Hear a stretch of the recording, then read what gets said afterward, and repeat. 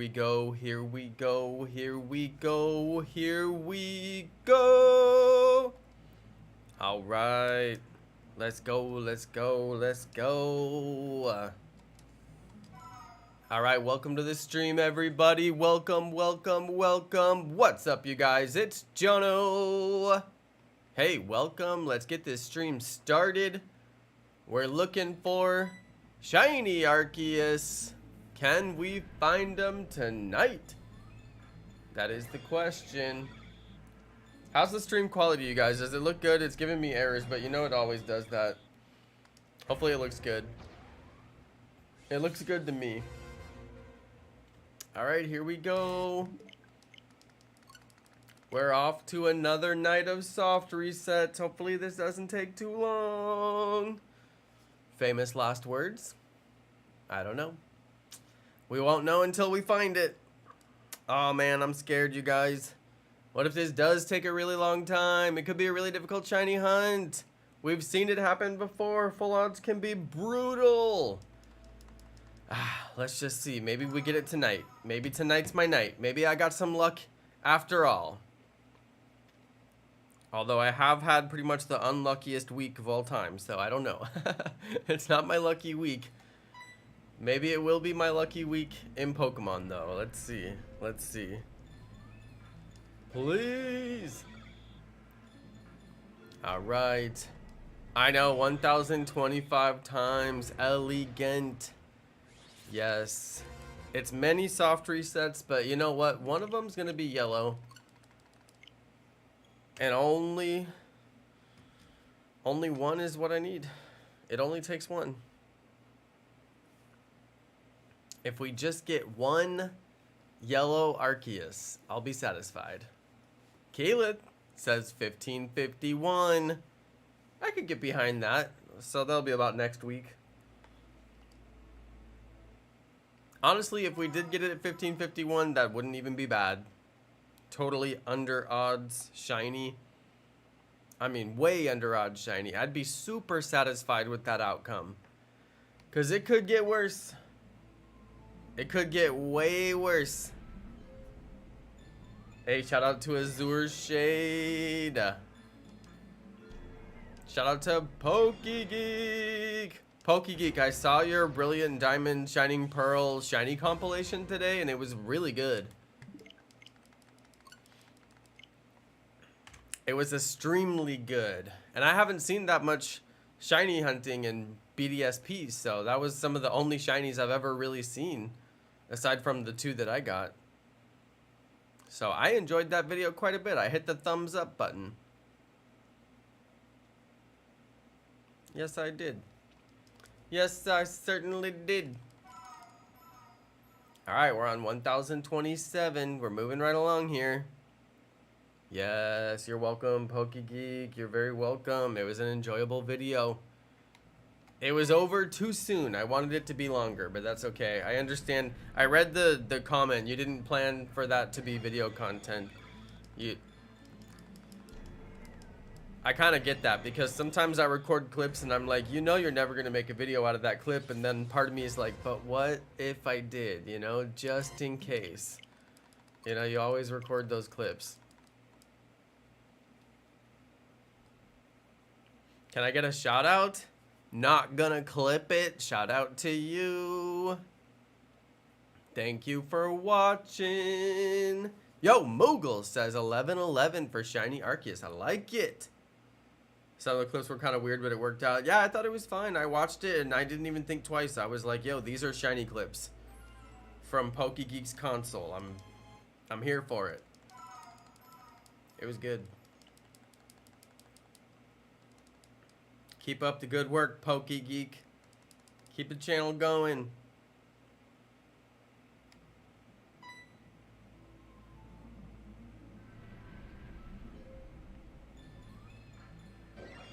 Shout out to Ender Fun. Hello, hello. Yeah, it's pretty rare. Yeah, it is. It is pretty rare.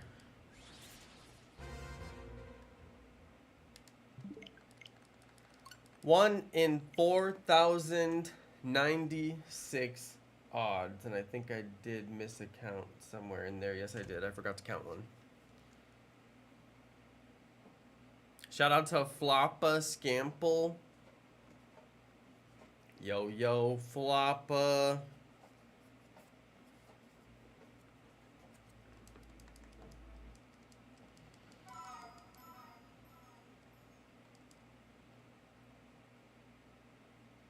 Shout out to Shiny Wyvern. Do me a favor. Do the Magikarp jump. Dap? You mean the dab? Magikarp jump! I don't know if that's what they wanted, but I can only assume it was. Why do I feel like it's even more than usual odds for Arceus? It just feels that way. It just feels harder because it's Arceus. It's more rare. Even though it's not really more rare, it just feels like it should be. Magikarp jump!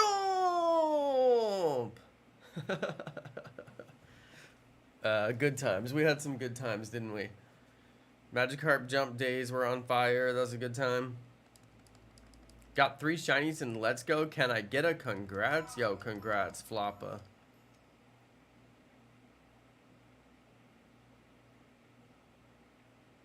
Oh, feel the same way about Giratina? Yeah. Exit with a sidestep. Yep. Full odds hunting. I mean, I just kind of assumed that I'll get it under odds. I just tell myself, you're going to get it under odds. It's going to be good. But I don't know that. I'm just hopeful. Come on.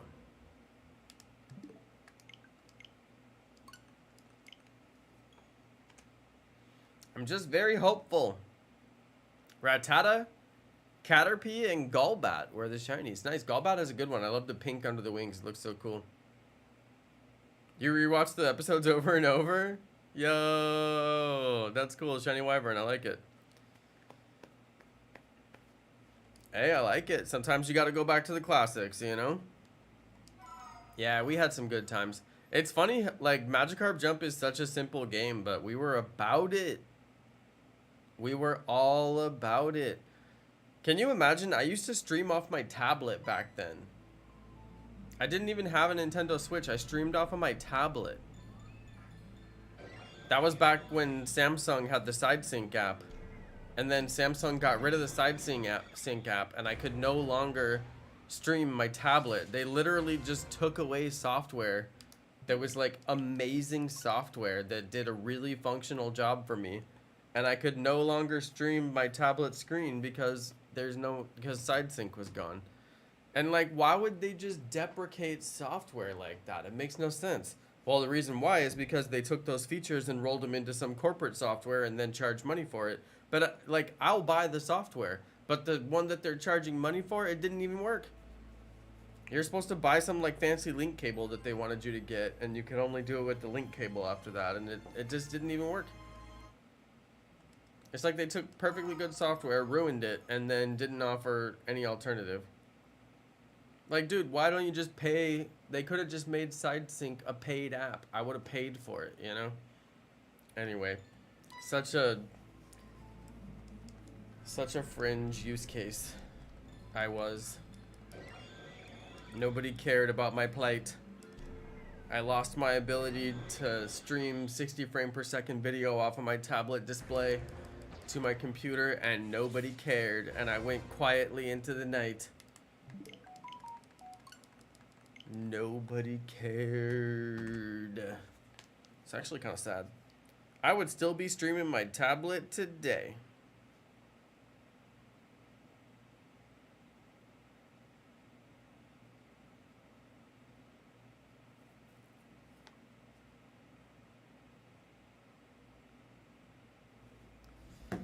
Wifey's texting me.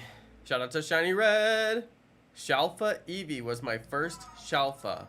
Yo, what? Stop. Send pics or it didn't happen. Pics.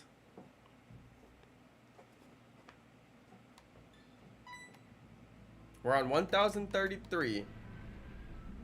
I think we can get to 11-11 tonight. I think we can. Alright, let's see it.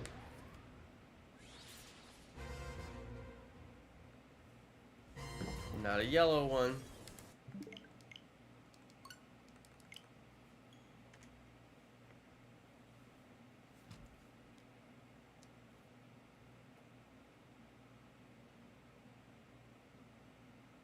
Rest in peace, Shiny Firo. Shiny Firo ran. You'll get him next time, Floppa. I beat Arceus today, like the boss fight. I got all the Pokemon. Nice one, Elegant.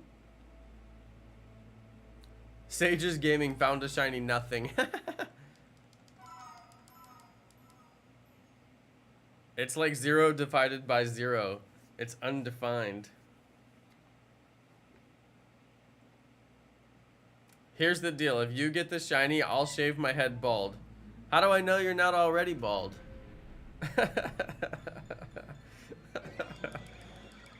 Wait, what if you're already bald? That's not much of a deal. I know, rip to the Porygon. Shiny Red lost the ultimate Porygon, the Shalfa Porygon, in Pokemon Legends Arceus, one of the rarest Pokemon in the game.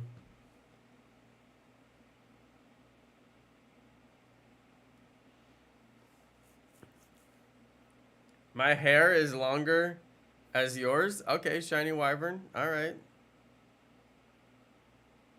Doing an alpha only run? How does that work? What do you do?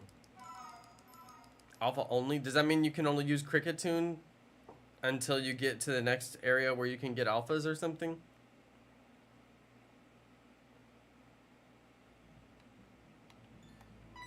I don't know. Somebody said last night that you can only catch alphas after you get past a certain point in the game. Like you have to beat the area's alpha majestic Pokemon or whatever it is before you can get the before you can catch the alphas. I don't know, that weirded me out. I was like, wait, really? Getting bald sounds like the most terrifying thing. Oh, I know, right? Yeah. Well, when my beard started turning white, that was like really annoying. And then it went back. Look, you guys, the color came back in my beard. I can't believe it. Maybe it was from the pandemic stress. Who knows? Oh, yeah, the Frenzied Nobles. Thank you, Keyleth. I couldn't think of it. Yeah, the Frenzied Nobles.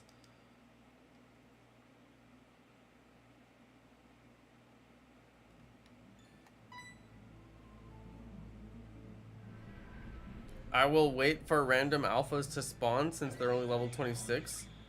And random alphas spawn after Cleavor or Lilligant. Yeah, so it is after you quell the noble that the random alphas will start spawning. I never heard about that. I just heard about it the other night, so I'm still kind of like, really? I just did it with Cricketune and Bibarel. Shiny Red, you dyed your hair the other day? Gee, I can't imagine what color you would have dyed it. I cannot guess. To match your red car with your red interior. Do you have like red lights that run underneath your car so it like glows red on the ground when you drive by? Oh my god, I bet he does. Oh god, he's gonna say he does.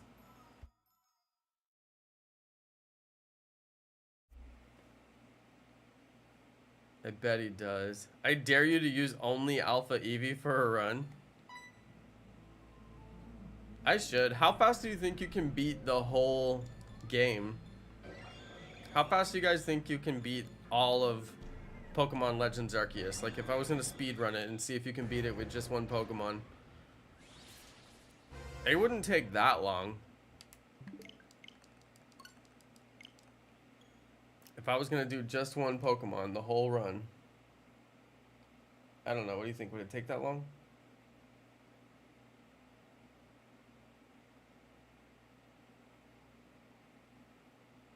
I forgot to count one. I missed a count. After you quell the Frenzied Noble of that map, it unlocks the ability for any Pokemon on that map to spawn as an alpha. It makes sense. It makes sense. It's weird because it wasn't mentioned in any of the guides that I was reading through, but oftentimes those guides, they try to get them up so fast that they miss certain things, and that would be an easy one to miss.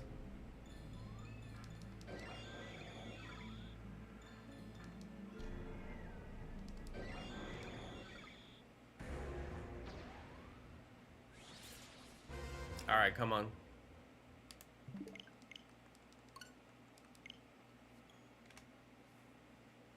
If you look at his face, it really looks like a Giratina face. You mean, Arceus?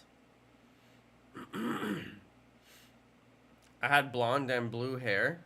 Ooh. Blue hair like Dan TDM. I like it. Hey, Floppa, thank you. I hope I get the shiny Arceus too. I really hope so.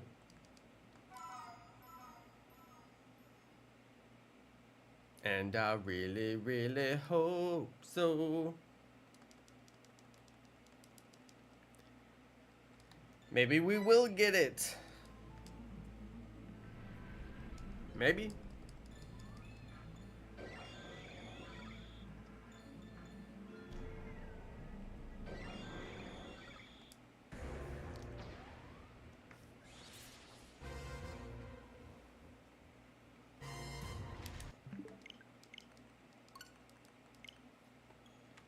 Yeah, if you did an alpha only run, you'd have to rush your way straight to Cricketune, because that first little Cricketune mini boss is like the first alpha that you can catch, and you throw Pokeballs at it till you catch it. Then you got Alpha Cricketune on your team until you quell the frenzy of Lord Cleavor.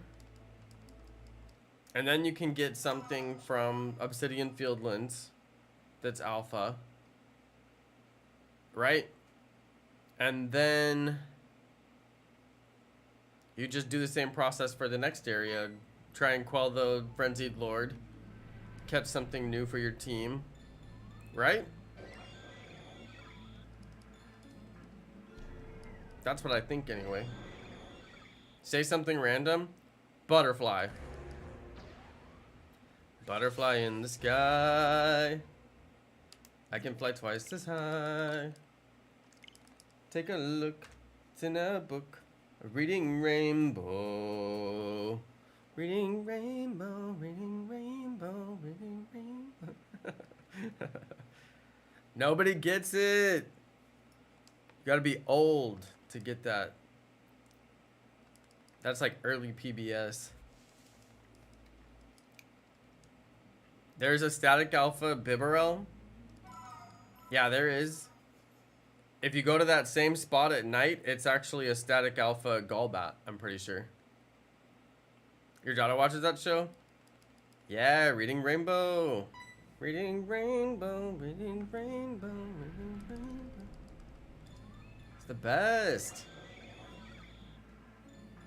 How you gonna say you could fly higher than a butterfly, though? I mean, think about it. Butterflies fly all the way up, like, into the stratosphere or whatever. They fly higher than the clouds on a migration, like, halfway across the earth. And you're like, nah, I could beat that. No, you can't. I guess it's supposed to be inspirational, not literal. Yeah, it's an old classic. That's true. It's an old classic. What type of music do I listen to? Mostly reggae and smooth jazz lately. Reggae and smooth jazz, it's like you turn it on and you feel better. You can't go wrong. You really can't go wrong. Reggae, smooth jazz on Sirius XM. We keep a couple other stations on. I have this one station that has music from the 40s, and another station has music from the 50s. And man, music from the 40s and 50s hits so different. So different. And then I have another station that has like all like really old classic country, like really old. Like super old classic country. Like stuff you never even heard of before. That one's kind of interesting. I don't play that all the time.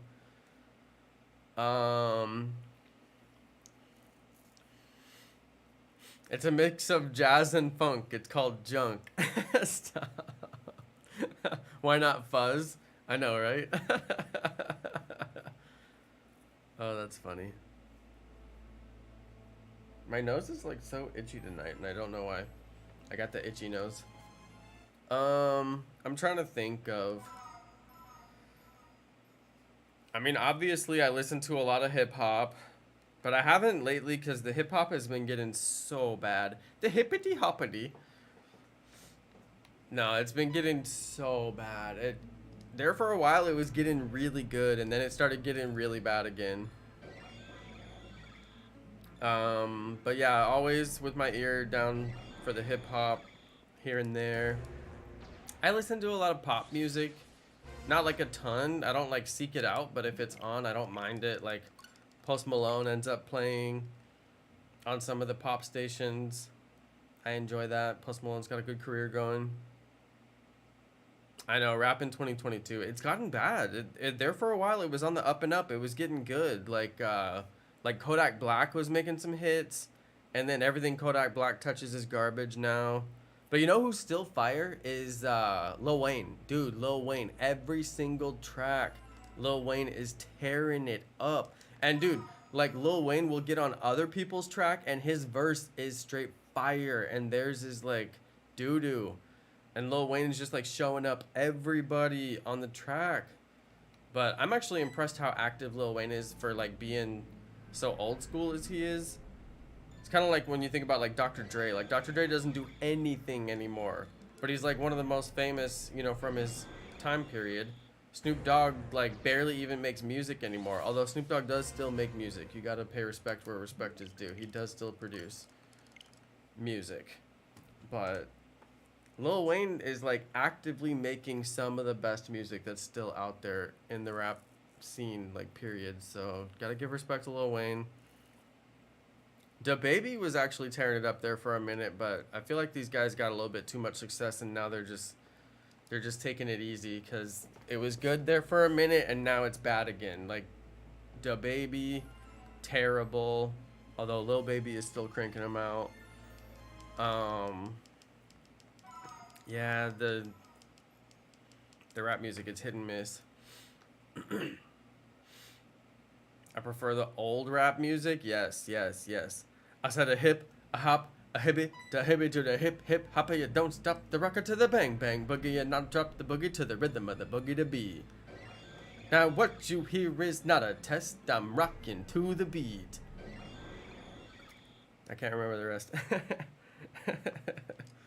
And me, my friend, and my crew are gonna try to move your feet. I got a bodyguard, I got 2 big dogs. I don't remember all the verses in the correct order.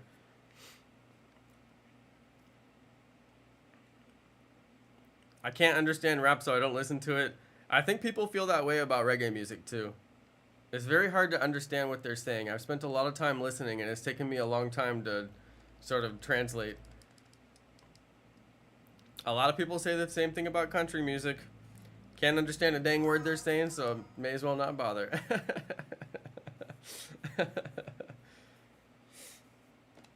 I mean, when you listen to English spoken from an accent that is different than the accent than you speak, it can be difficult. That is just a tale as old as time. Tale as old as time. Song as old as rhyme.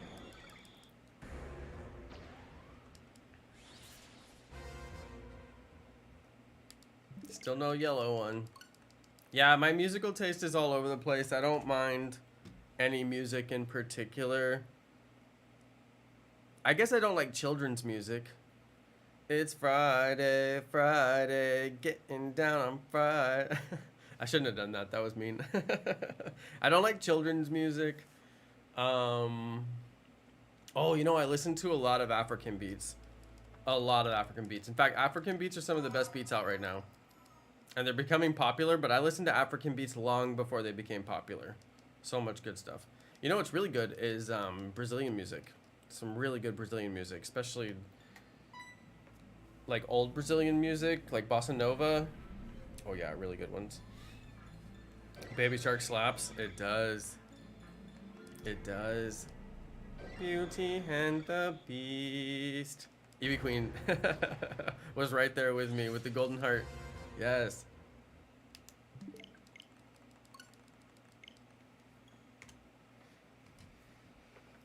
Barely even friends, then somebody bends unexpectedly. You know, she died. The lady who did Mrs. Potts' voice, she just died. Oh, sad face. She was also the lady from Murder, She Wrote. Very famous.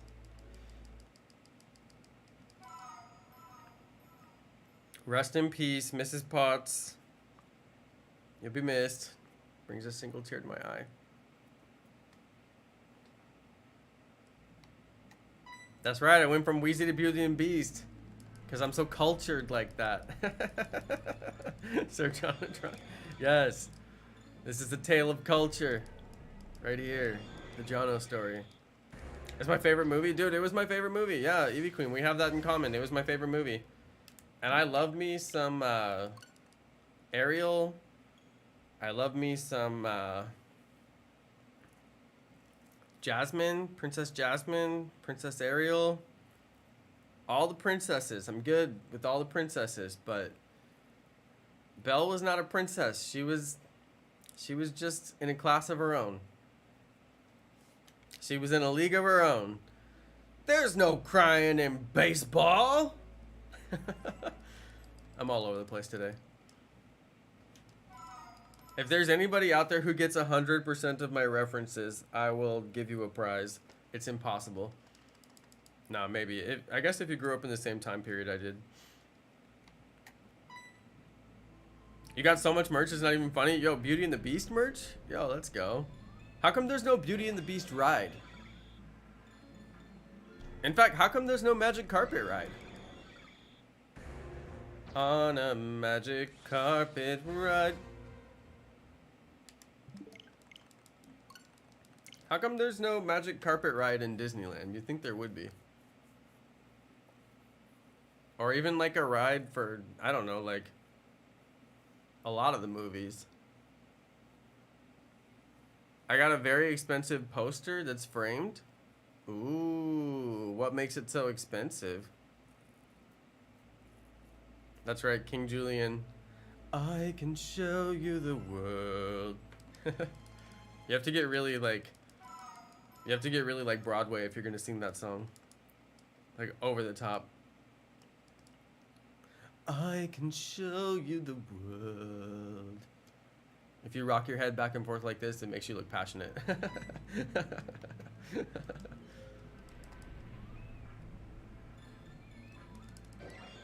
10:47, and am I keeping up with my count? It looks like I am. It looks like I am. Sometimes when I talk too much, the count suffers. None of you know what Puff the Magic Dragon is? Azur, that's even old for like me. Yes, I know what Puff the Magic Dragon is. Yes, I do. Puff the Magic Dragon lived by the sea and frolicked in the autumn mist in a land called Hanali. Little Jackie Paper loved that dragon Puff. Okay, I can't. I cannot keep singing that song. That's so old.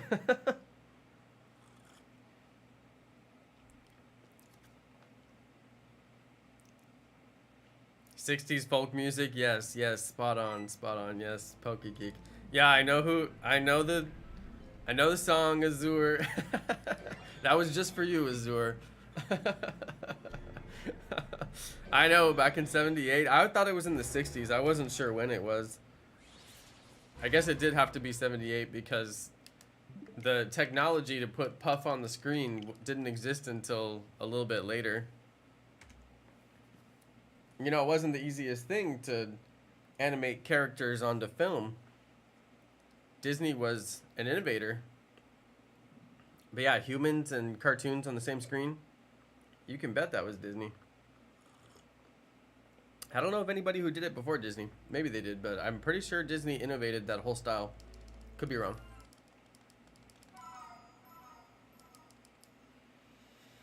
90s baby. I'm a 80s baby. Yeah, it's older than 78. It's 1963. I swore that was from the 60s. Yeah. Maybe they were talking about something else. I swore it was from the 60s. So yeah, that sounds more correct, PokeGeek. Who knows? Maybe they did a remake or something.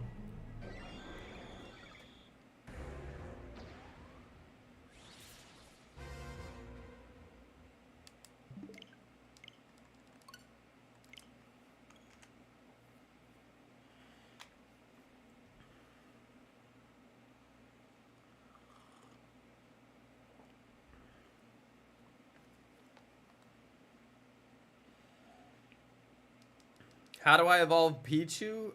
You're gonna need to get the friendship up on Pichu. I believe that is the way to do it. Don't all the babies take friendship?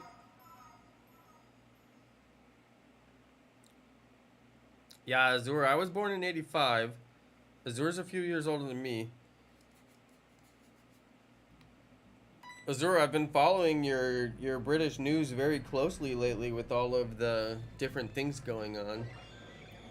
I've never followed British news as closely as I have in the last, like, 3 months. Most notably the last 6 weeks. You're very newsworthy over there across the pond these days. Oh yes, with the Queen and all of that. I don't want to get too deep into it, but with the Prime Minister today and all of that, yes indeed, you guys are making you're making the national USA news more than usual, that's for sure. I mostly just watch the national program where they cover kind of like the big stories. And yeah, a lot about the UK recently.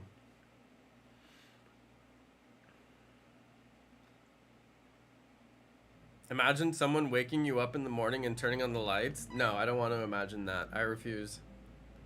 Whoever that person is, they're not very nice. Unless you slept past your alarm. If you sleep past your alarm, that's on you.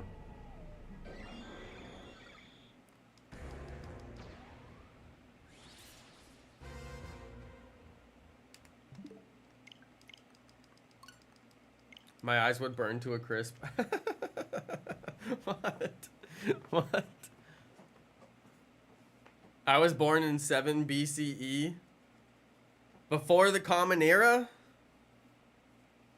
Wait, are you Mary? No, that doesn't make sense. Wait, are you Julius Caesar?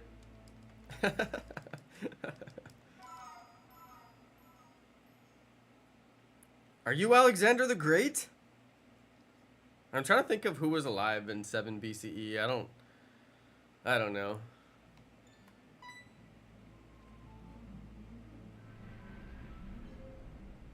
I get my news from memes like a civilized person. Yes, that's basically the story of our civilization today.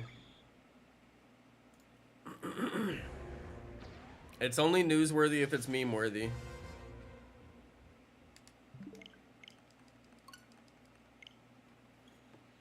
This shiny Arceus hunt is really hard, you guys. It's already starting to wear me down a little bit. You need to make more memes. I don't know if you understand the definition of the word need, Shiny Red. Darkrai or Shaman? It's gotta be Shaman, and there's no shame in that. Memes are the greatest thing that ever happened to me? You need to get out more.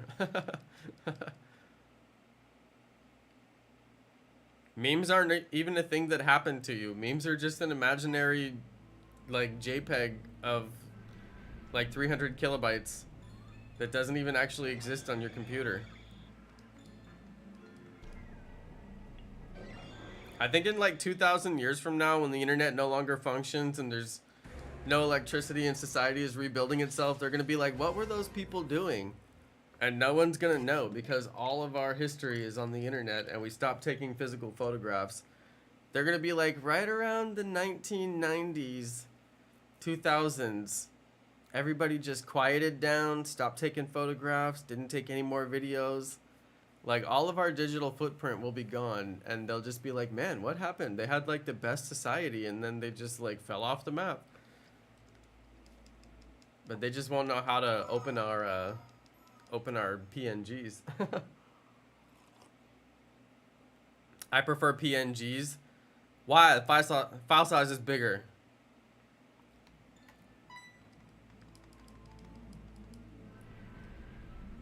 Oh, because you want to go lossless. Oh, I see.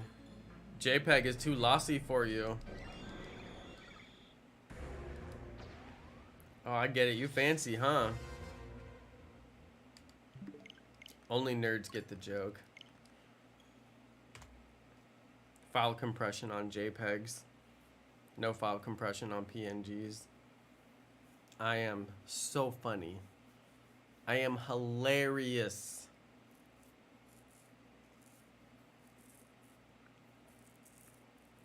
PNGs have transparency. Literally, why would you need a transparency on a meme? Now you're just like grasping at straws.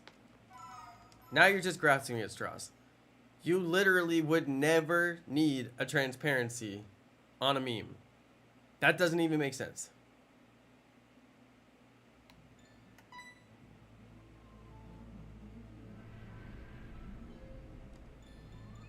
Literally makes no sense. You were making sense there for a minute, and then you lost it.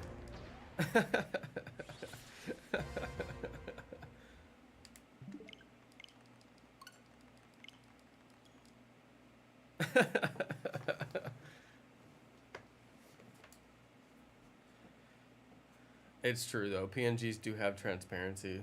They're inherently better. So useful. In web development, they are extremely useful.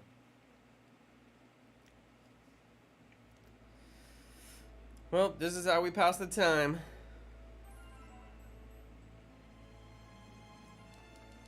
Alright, no JPEGs for Chloe. Duly noted. Duly noted. No JPEGs.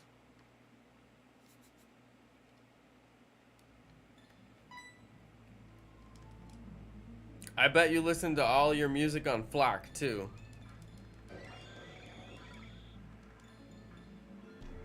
And I bet you watch all your Blu-rays in Remux quality.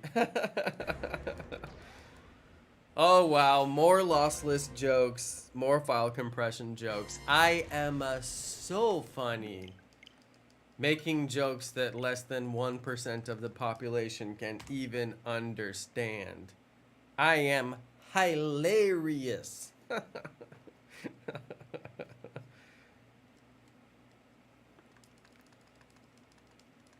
I am so funny. It's actually impossible to get my joke. Nobody can get it.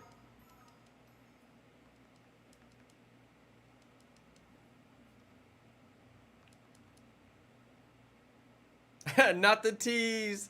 Anything but the tease. Jimmy Gillespie is such a tease. Oh, boom. You see what I did there? No, you don't, because it doesn't even make sense.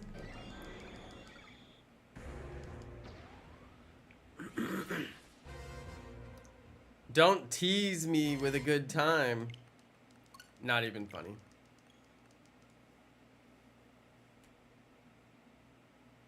He's not a spammer, he's a teaser. It's literally not funny, it's getting less funny. You could say he spilled the tea. Keelan, that was actually good. Better than any of mine. Okay, that actually was good.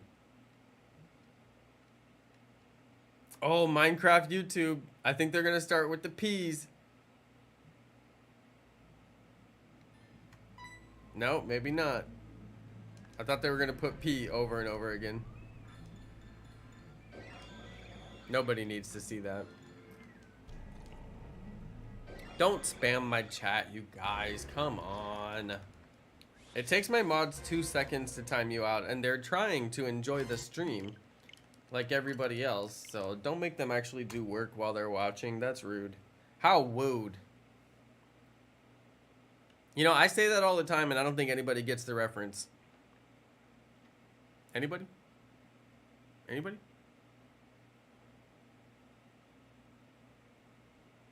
It's a 90s reference? Old sitcom? I don't even know if it's considered a sitcom.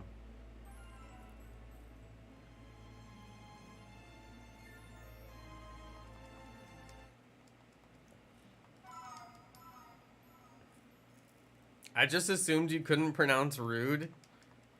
No, it's from a really old TV show. Everywhere you look, everywhere there's a place, somebody who needs you. Everywhere you look, everywhere. When you're lost out there and you're all alone, life is waiting to carry you home. Everywhere you look. A shoopity ba ba da. Yeah, it's Full House. It's from Full House. Remember the Olsen twins? She would be like, "How wooed." Come on, that's classic. That's classic. Please tell me somebody remembers. Hey, shout out to Sylveon Blueshine. Yo, yo. I didn't get to watch that. I mean, you could probably find full episodes on YouTube right now. There's nothing stopping you. There've probably been episodes for free on the internet for like 10 years now.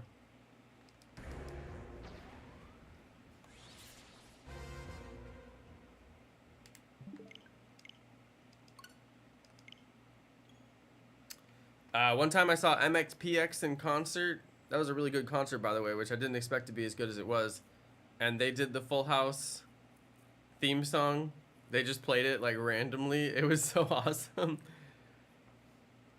Yeah, it was really good.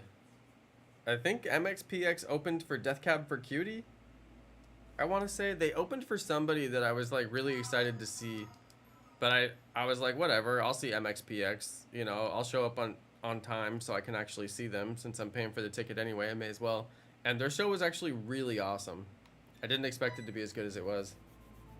I'm surprised I even remember their name because I wasn't even a huge fan. I just happened to see them like one time randomly. Oh, here comes Minecraft YouTube again. He just wrote the letter P. Don't be surprised if I go into turkey mode tonight. Okay. If you end up going into turkey mode, I won't be surprised. Trust and believe. No surprises here. I'll be just fine.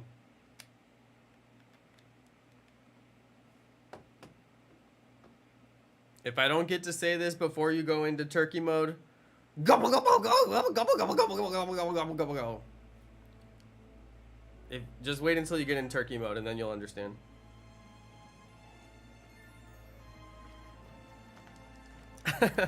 That's right, Sir Jonathan. Gobble gobble.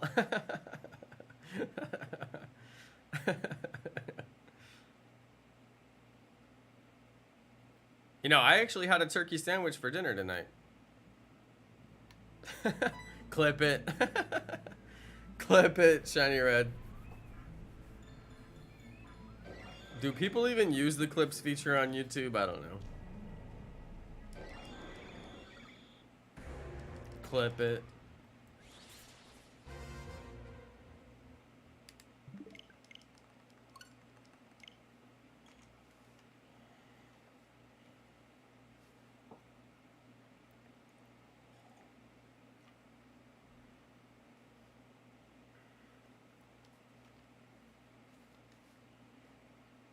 I'm gonna use it now. All right, do it. Clip it.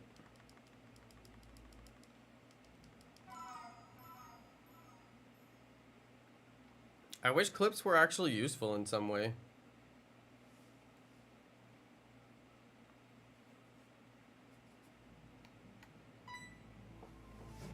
Because I would do a giveaway. Like, I wanted to do a Nintendo Switch giveaway and then say people have to clip it.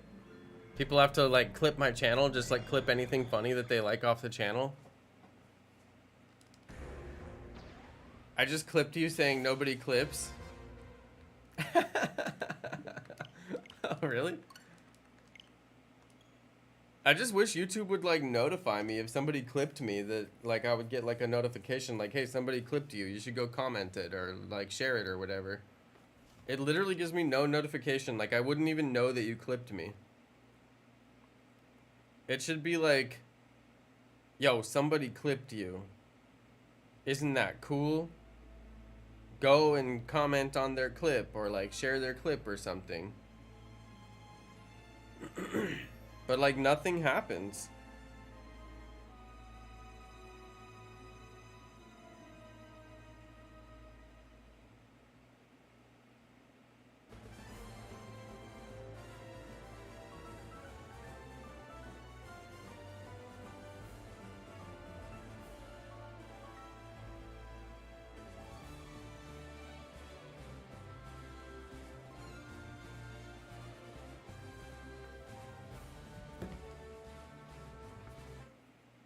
I keep getting gifted memberships from channels that I've never turned it on. Huh. That's weird, Azur. Were you watching the streams, like, when you got the gift?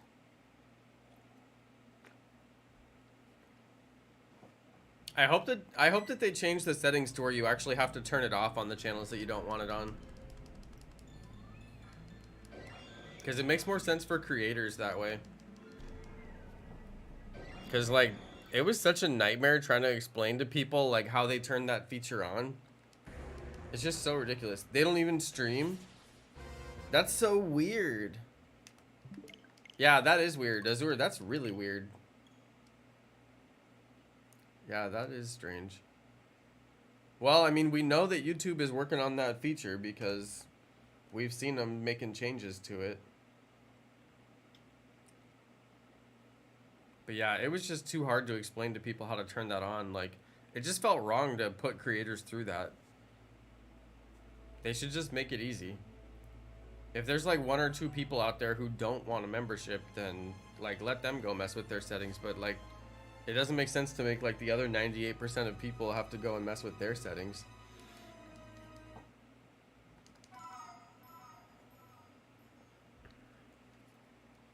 Maybe something paranormal happening. It is Halloween after all. It is. Shout out to Razum McJazz.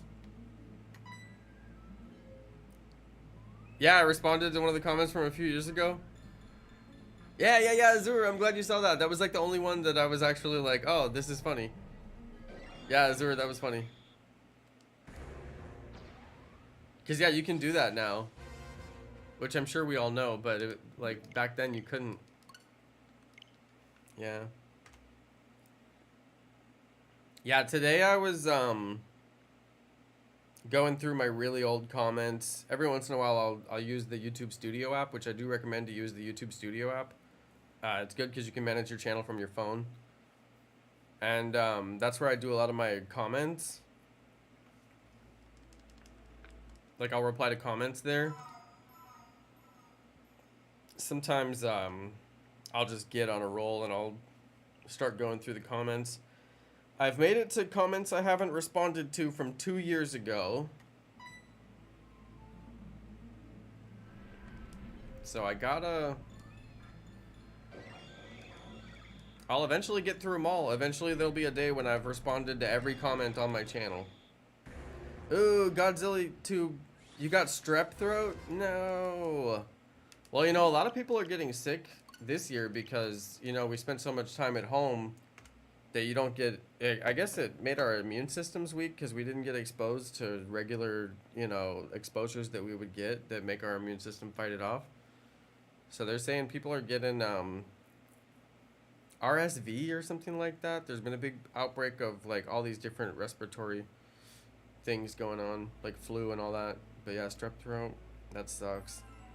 Strep throat is the worst. Oh no, mono is the worst. Strep throat is really bad, but mono is the worst.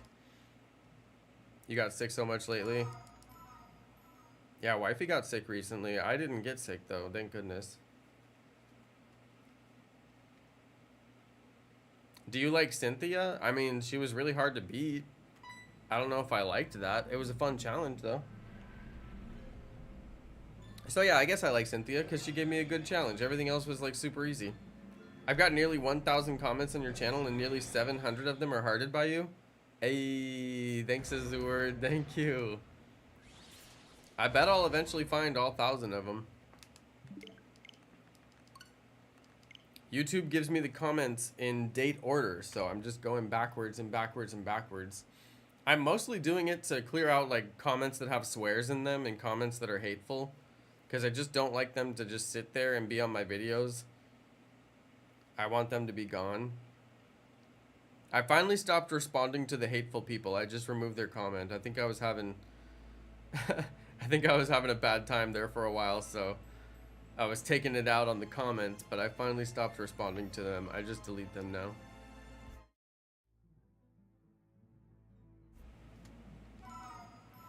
I have 0 comments on your channel. Stop lying.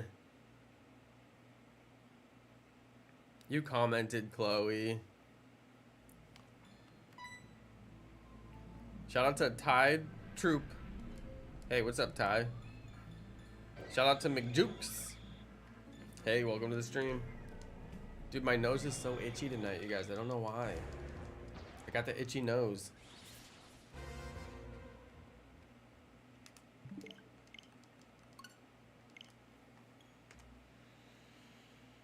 $10.66. You missed the stream because you got strep throat yesterday? I hope you get a speedy recovery. Does it make your throat hurt? I'm not lying, I'm sitting. Boom. Wait, do I have? Hold on.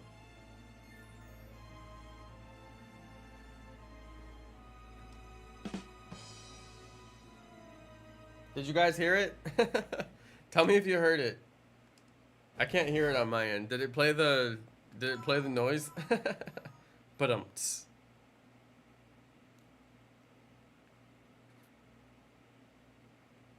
okay, did you guys hear it? I haven't done the sound machine in like so long. It played it, right? Hold on, let me see. I gotta turn my stereo on. It did, it played it. I haven't done the sound effects in so long. That's a big I don't know if you guys can hear it. It might not be loud enough. What's that Taylor song? Haters gonna hate, so shake it off. Cause the haters gonna hate, baby. I'm just gonna shake. You can see my green screen when I shake my hands. Look, you can see my green screen. Baby, I'm just gonna shake.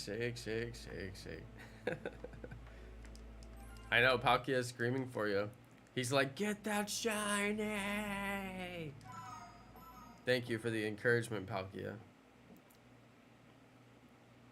Yeah, Azur is the master of Shalfa Pokemon. If you want to see Shalfa shiny reactions, then you gotta watch Azur's channel. Or at least Shalfa shiny Pokemon. Not so much the reactions, but he's definitely got all the rare ones, that's for sure. I'm just gonna shiny hunt. Shiny hunt. Oh.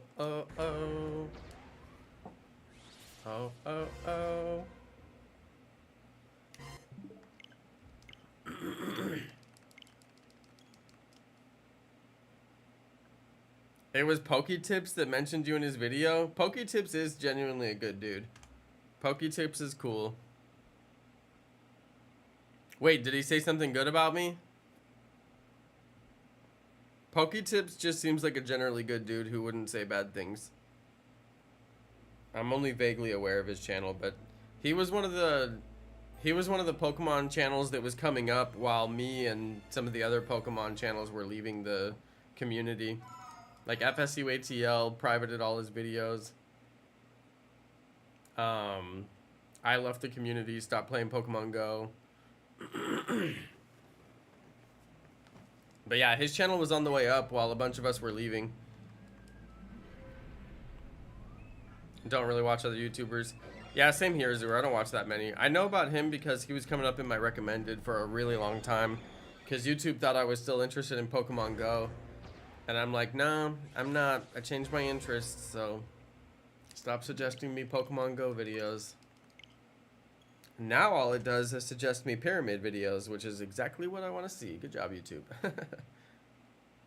He said you shiny hunted there. Where's there?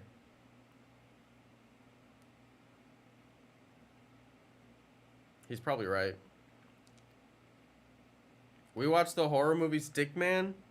Is that based off of Slender Man? They're like, how do we say Slender Man without saying Slender Man? Stickman. Scary Stickman. I haven't heard of that movie. I don't know. I haven't heard of it. Is it like if Mr. Game & Watch turned into like a bad guy? Game & Watch now! He hit me in the face with his key! He's parachuting out of the sky! Game & Watch! Ah!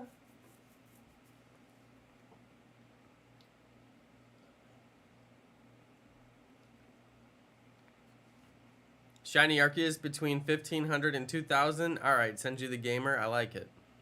That's pretty good if I can get that. That's still under half odds, so I'll be happy with it. I know, Arceus will not let me find the shiny. You shall not shiny hunt me. But I will. But I will. Shalfa Garchomp would be the worst. I think you spelled best wrong. It's B-E-S-T, not W-O-R-S-T. Sage's game, you gotta work on that spelling. What's wrong with Shiny Garchomp? I mean, yeah, it's just as bad as Shiny Gengar in terms of the quality of the shiny, but a shiny is a shiny. Don't disrespect the shiny Chomp.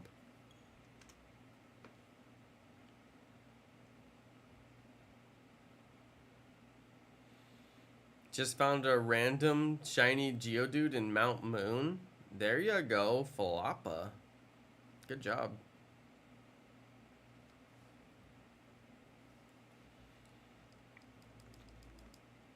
Hey, shout out to Lakan Lodi.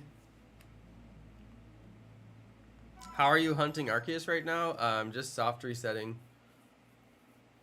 at Arceus to see if it's a shiny one. I don't know. Do you want me to be more specific than that?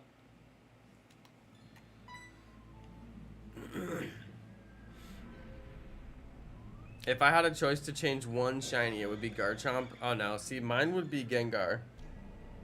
I mean, of course mine would be Gengar because I'm Cantonian like that. But Gengar has got to have the blue tongue. It makes no sense. They messed up. They did it wrong. It should have the blue tongue and everybody knows it.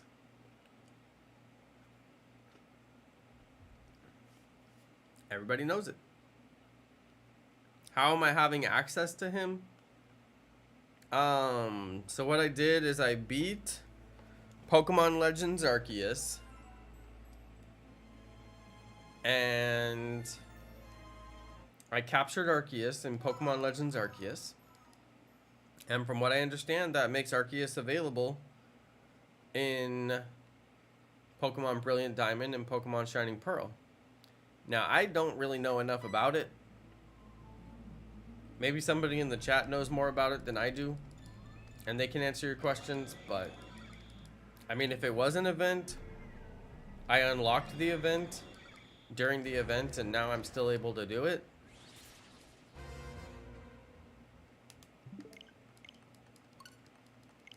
I know that's what I did with Shaman. While Shaman was available during the event, I went and got the item that you need to get so you can hunt for Shaman.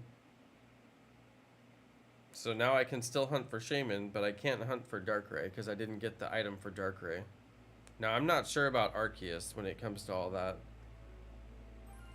Would you get Shiny Greninja or Shiny Onyx? Oh, Greninja for sure. Beautiful Shiny.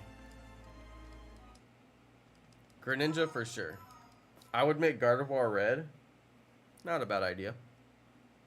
Red Gardevoir. I could see it.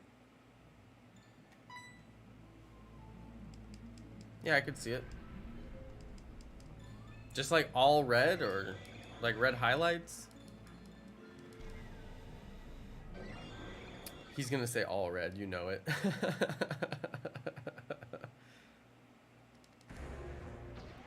Okay, come on. Hey, shout out to Todd the Chaos. Good to see you, buddy.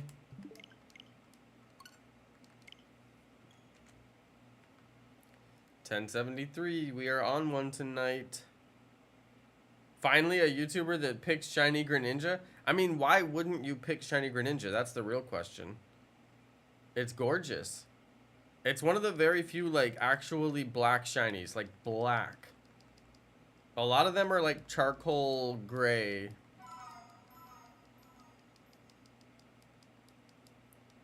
A lot of them are not, like, pitch black. But Greninja is, like, pitch black. It looks fantastic.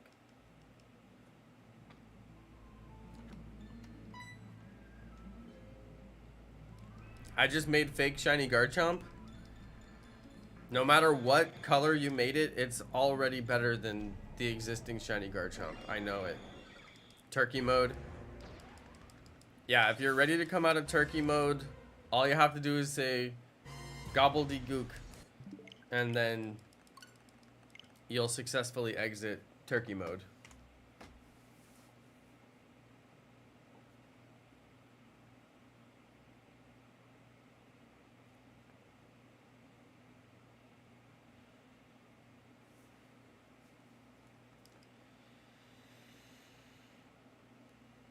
Oh, the resets. Oh, the resets. Oh, the resets.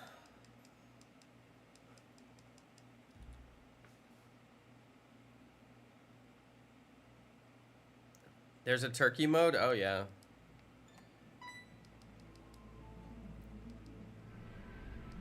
You didn't know about YouTube turkey mode? Just type gobble gobble and see what happens.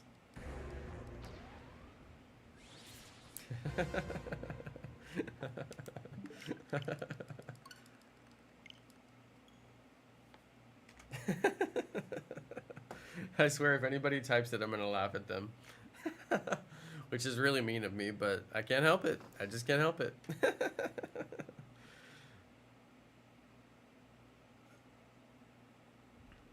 Turkey mode initiated.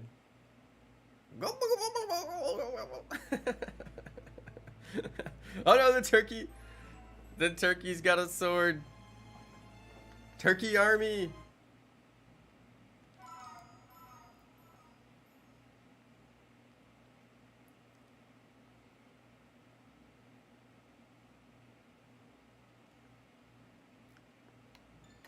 I want to be able to put the member emojis in my poll, but I'm not sure if I can. Say gobbler, he gets it. He gets the squirt gun.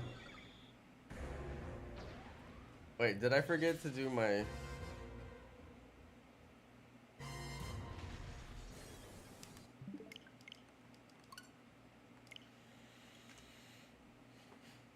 Yo, there's a little... There's a gnat in my room. Get away, gnat. Leave me alone.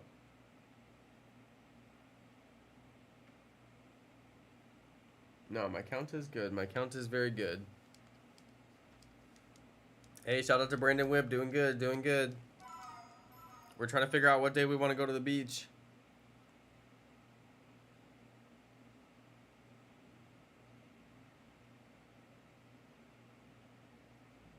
Oh, there is a troll emoji. I didn't even realize that's what that is.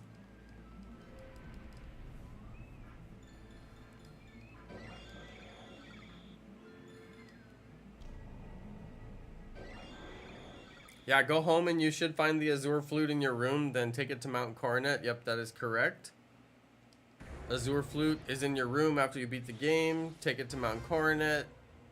Talk to Arceus.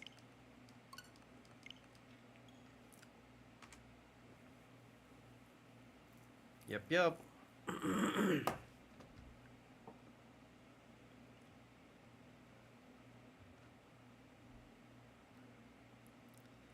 The Azure Flute will be on the floor in your room after you beat the game. You got to go back to the Spear Point Temple or whatever it's called.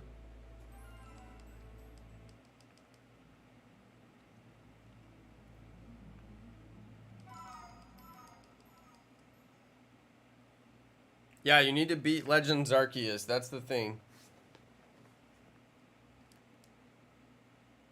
I don't know if you actually have to get Legends or if you have to get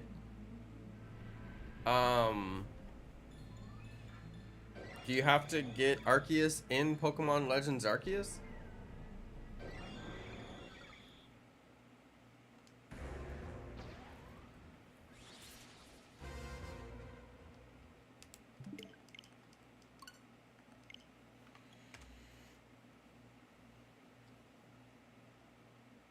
Yeah, you need Arceus. I caught Arceus in both games a month ago. Well, yeah, you can't catch Arceus twice. What are you talking about?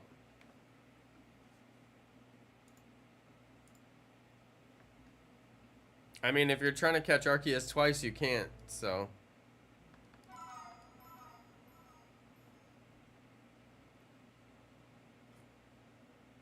I wish there was a soft reset on the Switch. There is. That's what I'm doing. These are soft resets.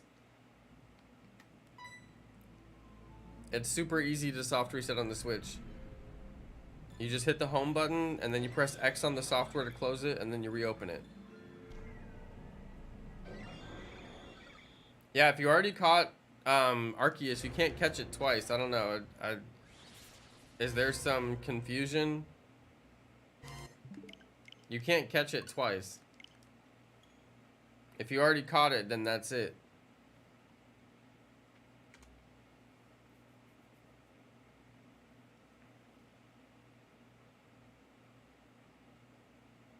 I don't see how you could soft reset faster than I'm soft resetting. I mean, what? You could save yourself like 1 second, maybe?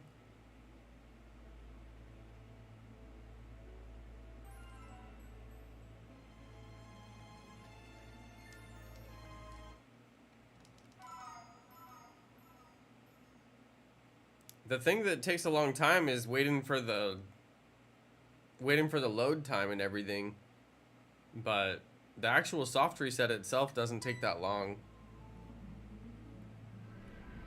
But yeah, you can soft reset on the Switch. That's for sure.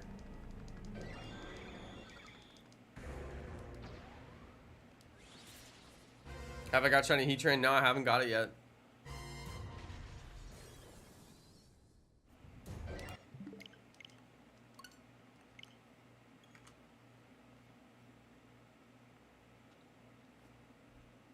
Remember when Shiny Diglett cursed Jono? I do remember.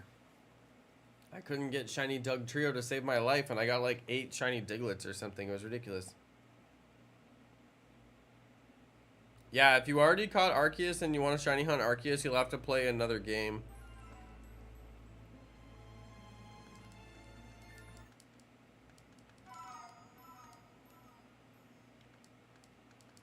Gonna have to start a whole new game, BDSP, beat it all the way through.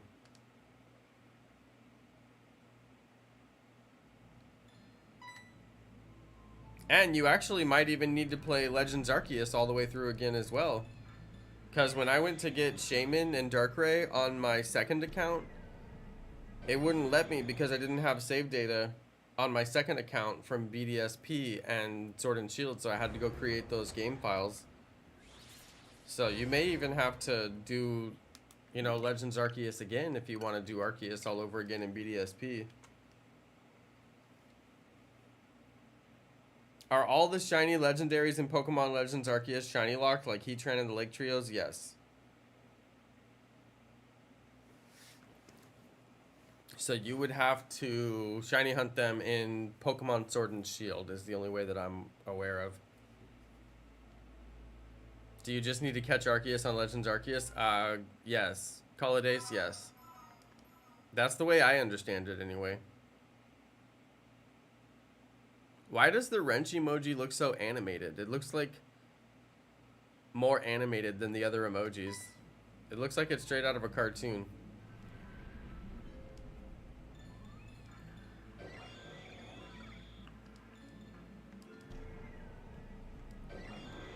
Yeah, you could catch them in BDSP. You could catch the shiny legendaries in BDSP. They're not locked.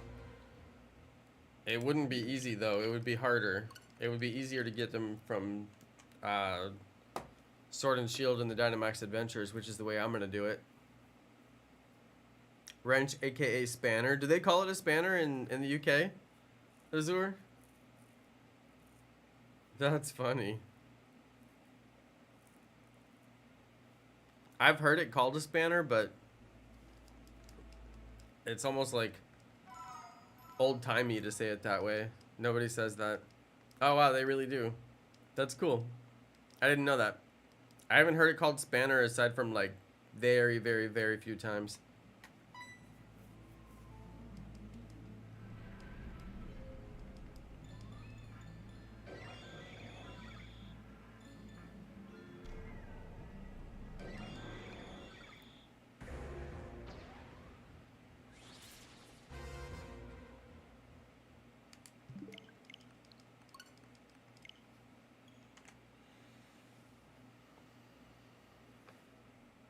Well, this is rough. I want to shiny hunt, but I'm new.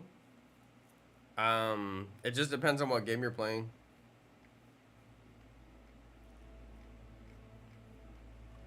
My tip is to be patient, because there's going to be nights where you shiny hunt and you don't get any shinies. And if you can't handle that, then, you know, pick something else to do.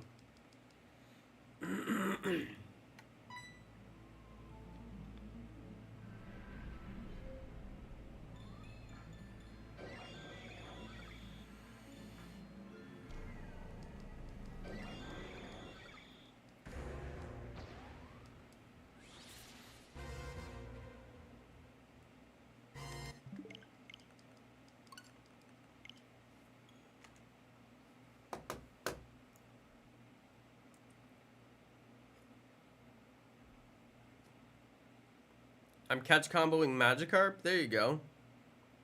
That's a good way to go. Well, let us know if you get the shiny. Favorite starter and why it's the best? Squirtle. Reason why is because the Squirtle Squad. We're done here. That's all there is to it. Open and shut case.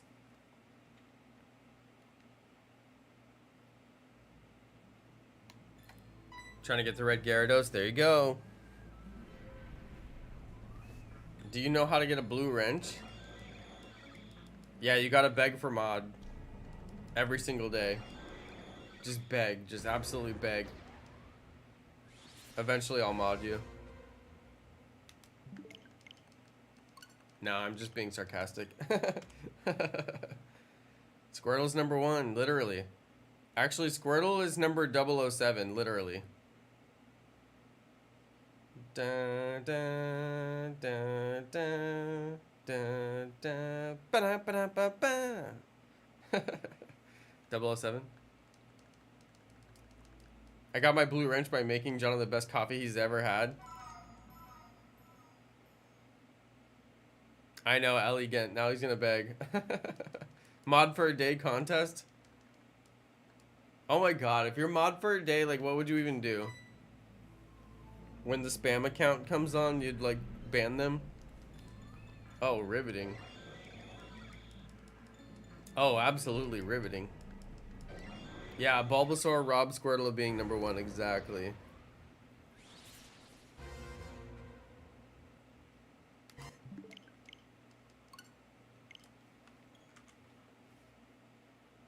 Time everyone out. You guys remember that time on FSU ATL's channel where somebody was mod and they just started like banning everyone? It only happened one day, and I swear I thought it was gonna happen so many times because he would add so many mods. But like somebody got mod and just started banning like the whole stream like right away. It was really bad. It was really bad. And they did it fast. They did it so fast that we were like, whoa. Charmander the best fire starter in my opinion? Yes, yes, your opinion is correct, yes.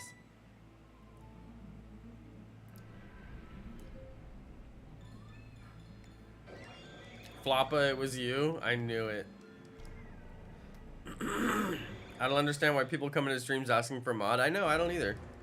Like, nobody's gonna give you mod. Just don't even ask. It ain't even gonna happen. Now I got the 007 music stuck in my head. Do do do do do do do do do do do. Ba da ba da ba ba. Bum bum bum bum bum bum bum bum bum bum bum.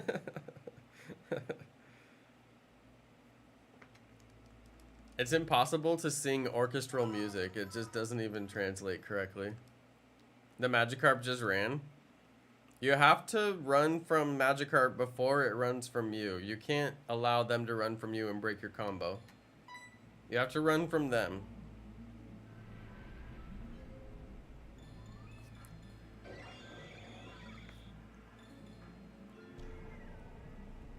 I love Charmander. Reason number 1, Charizard is awesome. Reason number 2, Charmander is adorable. Reason number 3, Charizard should be a dragon type. Bring back Mega Evolution. 3 perfectly legitimate reasons. What's your favorite James Bond opening? Oh dear. Now I'm gonna be outed. Oh no. This is bad, you guys. This is really bad. Don't hate me, okay? This is really bad. I know it. I've never seen a James Bond film.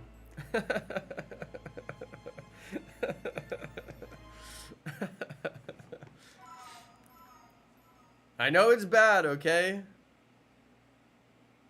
I've seen Star Wars. I've seen all the other stuff that you're supposed to have seen. I've never seen a James Bond film. I really haven't. I really haven't. I swear, I wouldn't lie. I wouldn't lie about something that makes people like me less. I promise. There would be no reason to tell such a lie.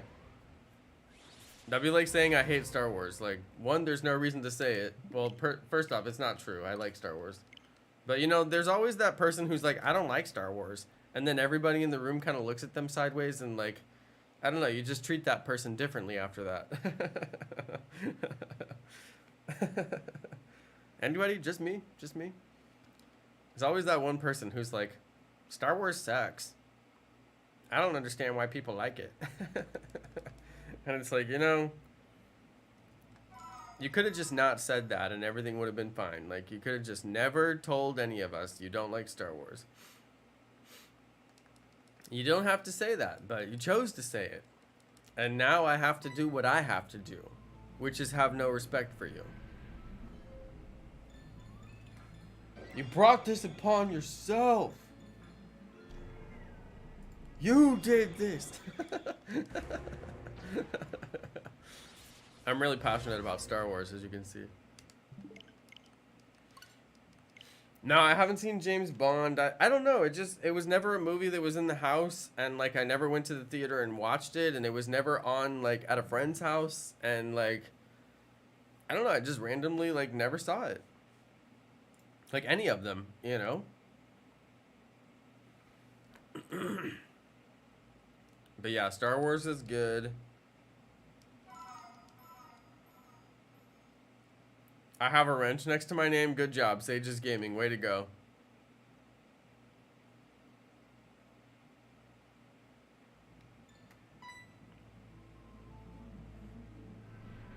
Yeah, Star Wars is one of those things where, like, if you weren't there, some people just don't get it.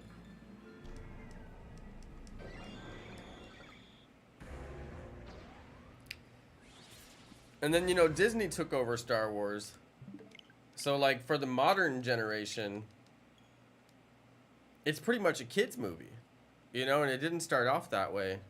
Especially after what they did with Jar Jar Binks, you know, they were trying to go too far in that direction. And they pretty much made a kid's movie. And then a lot of people just have no respect for the series. And then, you know, it spanned such a large time period. Like, they made the first movies, and then there's nothing for Star Wars for so long. And then they made the next movies, and there's like a whole, like, 2 generations of people, like, in between those movies. And they just waited too long, you know? They should have just finished the series with the technology that was available, and then if they wanted to do remakes later with better technology, fine, do your remakes. But to start the series and then drop off for so long and then bring it back up way later, I just think they didn't do themselves any favors. You know, there's a big group of people out there who just don't like Star Wars, and I think it's because, you know, they weren't there for the original Star Wars and what it really accomplished in the movie world, which was groundbreaking at the time. It was a technological leap in filmmaking for sure. George Lucas was ahead of his time. Everybody else was chasing him after that. And then, you know, Disney took it over, and they just didn't quite hit that mark of, like, this will reach a wide audience. They hit that mark of this will reach children and their parents. And then they tried to course correct, but it was already too late. It was already too late. Imagine Jar Jar Binks being in episode 4. If they just wouldn't have done what they did with Jar Jar Binks, I feel like it might have hit a wider audience. I don't know. I guess we'll never know. Jar Jar Binks was supposed to be like a straight up warrior too. They totally changed his character. You thought the Han Solo movie was executed poorly? I actually didn't even watch it. Should I watch it? Hot potatoes. Like, even if, like, I haven't seen it, like, do you think I should watch it? Is it worth it? Mandalorian still goes hard, though. Yeah, Mandalorian does go pretty hard.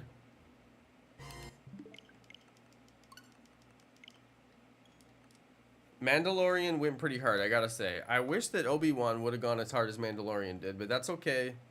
Obi-Wan was kind of, you know, doing his own thing with his own story. They have to work within the constraints of the story. Obi-Wan, you know, has a little bit more constraints because he shows up at certain places in the series, so he has to, you know, be available to show up to those places. But Boba Fett, his story's pretty wide open, you know. He's not boxed in with, you know, certain... Like, Obi-Wan appears in certain places.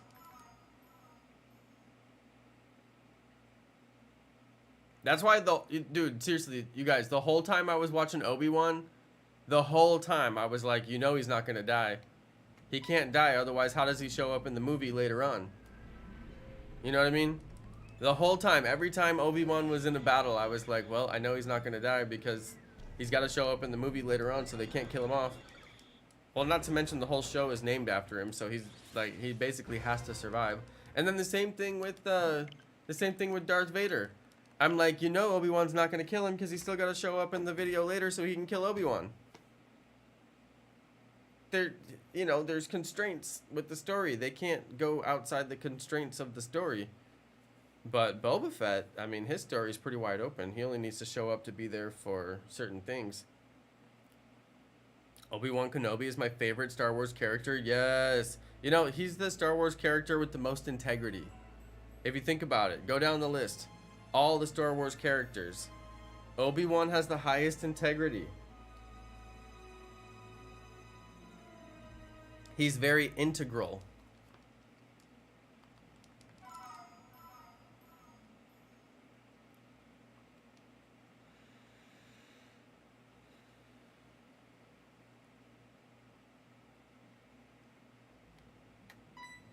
I like Yoda. Good comment.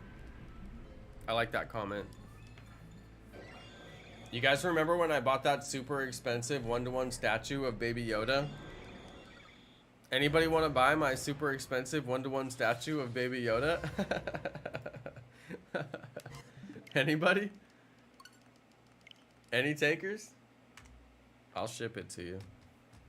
It's still in really good shape. I tried to sell that thing. I couldn't sell it before I moved. I tried to sell it before I moved. I couldn't sell it. My brother said he would buy it from me, but then he never did. Sad. I thought Darth Maul was always cool. Yeah, Darth Maul was pretty cool.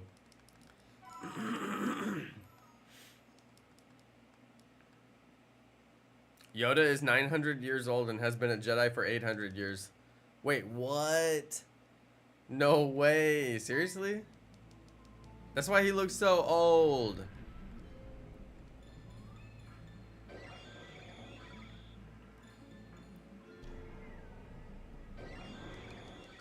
Yeah, you didn't like the Padme story? Yeah, I could see that. Hot potatoes. Yeah, I could see that. Some of the stories weren't the best, but I'm not like a hater or anything. I still think it's fine. I feel like they could seriously have made like 20 more Star Wars movies in the time that it's taken just to make like 3 of them. It's such a gigantic like universe. It's like wide open for so much storytelling. And they're like, we made the other 3 movies. We're good. Call it a day, boys.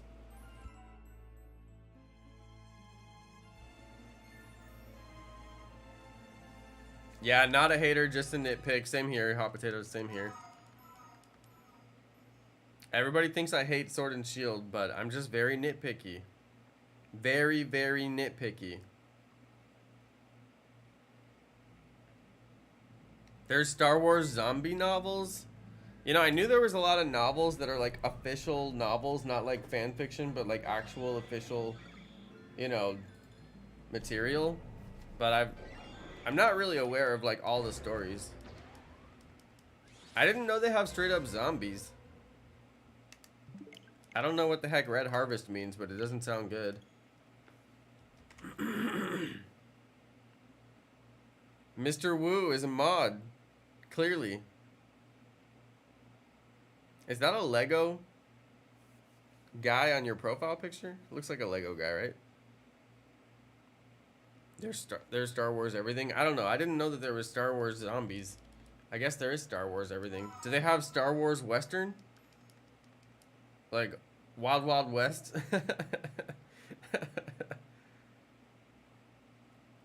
The lasers can only shoot 6 shots before you have to reload. Yeah, your name would be blue if you were mod, Shiny Red. I know it would be too hard for you to handle, so don't worry, I won't ever. Absolutely, it's a Lego Sensei. Nice. He's got the glasses on that indicate that he is way too cool. What do they call those glasses? There was a word for it. We're on 10.99, you guys. 10.99, no shine. It's a big universe. Yeah, it is. I think that they could have made like 10 more movies by now. With all different characters and different storylines. But I think they got scared after the Han Solo movie didn't do that well. It was like one of the first Star Wars movies they ever put out where like it didn't like do well. And they were like, oh no, what do? We didn't become rich off of our movie release. Slow it down. It's like, come on, you guys. Keep them coming. My favorite Pokemon game is Crystal. Nice one, John Rivas. Thanks for watching. The Lego character is called Master Wu. Of the legendary Wu-Tang Clan.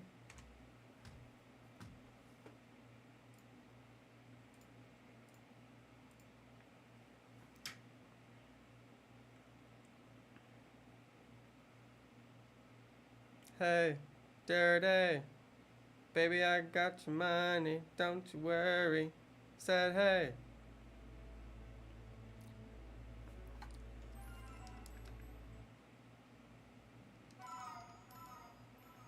I'm the ODB, as you can see.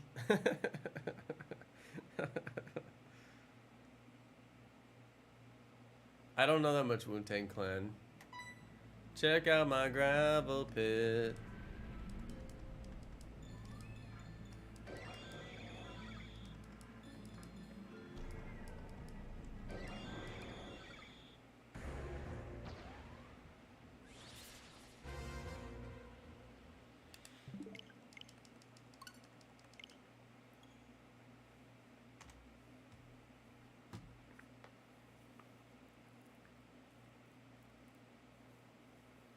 Teach Boogan Dad the way of the mod? No, it's too dangerous. Remember, he brought war to the land. You can't teach him to be more powerful. You're a mere peasant now, Boog. You have to accept your place in society after what you've done. If you teach him the ways of the Jedi, he might go to the dark side and use the Force against you. The chap is strong in this one. He's quite chappy. His chap reading is over 9,000. Very dangerous indeed. I signed the treaty. But what if he crossed his fingers behind his back while he was signing the treaty? No take backsies.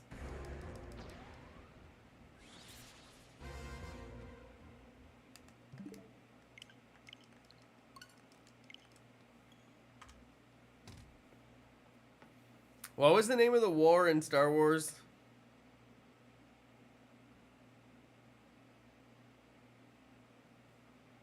You know, for a movie named Star Wars, there's a surprising lack of stars. They spend a lot of time on planet, not very much time on the star. I'm just saying. Why didn't they call it Planet Wars?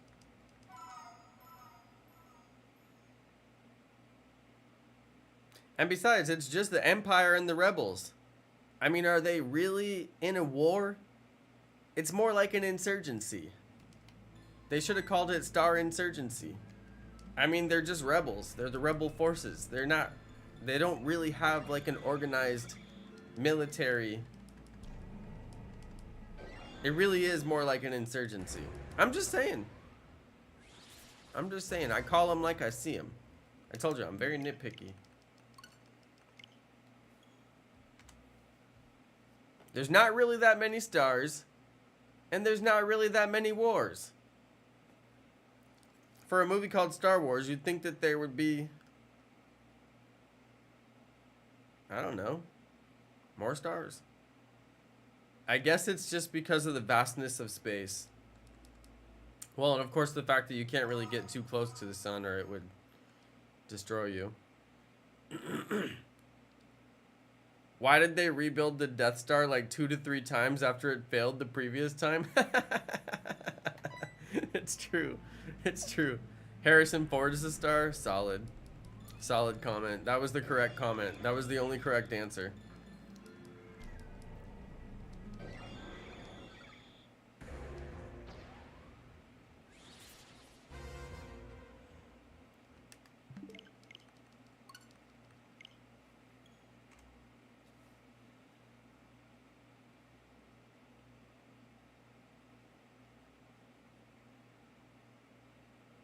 And Let's Go, how did you get money for Ultra Balls? You gotta go face the Elite Four. Just take like one night. It's annoying, but once you do it, you won't have to do it again. And just go battle the Elite Four like over and over again. And I recommend to use Mewtwo with Psychic, Shadow Ball. You can use Blizzard, but it misses a lot.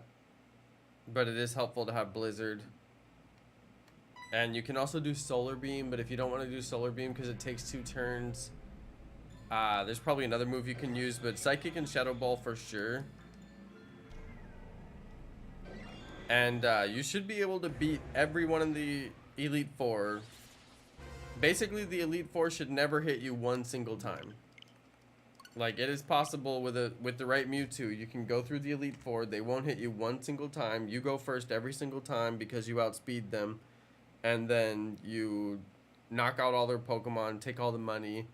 And you could probably do that like 3 or 4 times, and you'll have enough money for like a week or 2 weeks worth of Ultra Balls, depending on how much you waste them.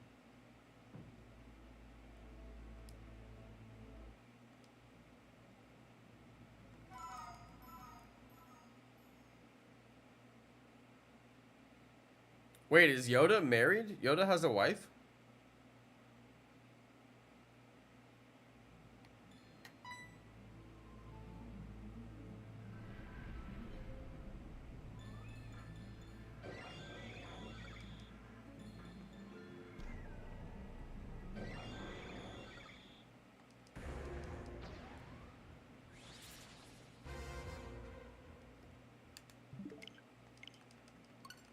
Wow, we're coming up on 11:11, you guys. We're actually getting close. I'm surprised how fast we've been flying through these ones tonight.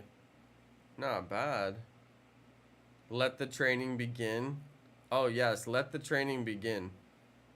What is the, what's the first lesson? Jedis aren't supposed to marry? Yeah, I don't know about all that.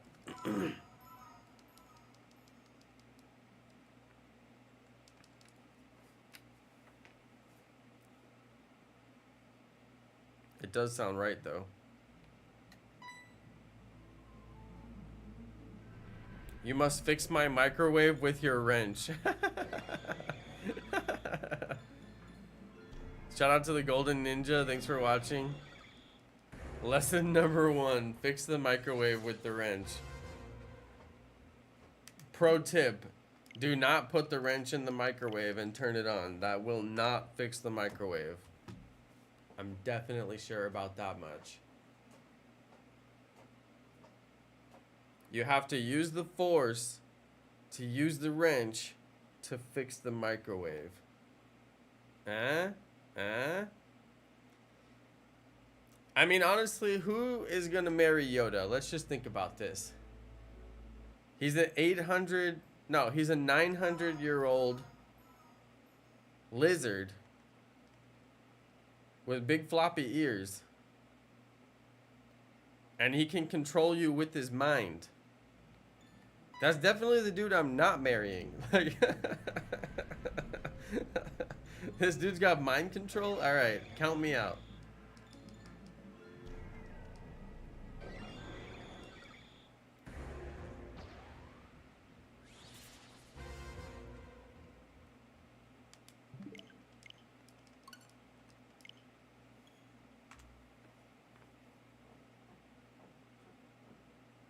He can control you to marry him. It's true. It's true.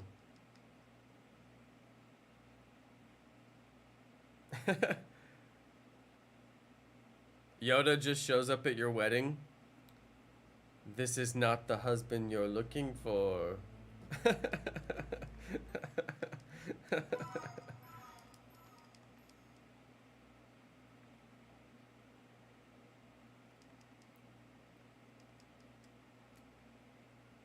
Have you guys seen on SNL when they have the baby Yoda that shows up for the news? And he's like a party animal. It's so funny. It's seriously so funny. Oh my god, if you haven't seen it, you have to watch it. It's seriously so funny.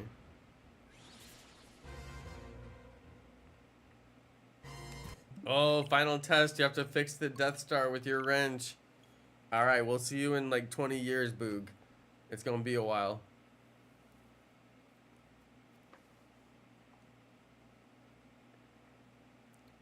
Let us know when the planet-destroying laser beam is fixed. Definitely gonna need an update on that one as soon as it's available. Because I'm about to blow up Mars. So they stopped talking about going to Mars like it's some viable... I don't know. Are you guys sick of this? Am I the only one who's totally sick of this? You cannot live on Mars. You can't.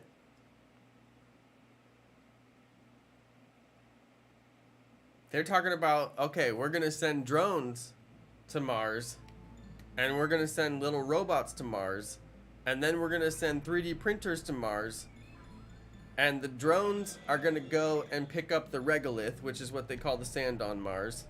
It's also what they call the sand on the moon, interestingly. And apparently the regolith you could turn into 3D printing material. So then the drones are going to go pick up the regolith and bring it back to the base. And then they're going to take the robots, and the robots are going to operate the 3D printers, and then the 3D printers are going to print the pieces of the base, and then they're going to set up a base to where people could go and land there. I'm like, guys.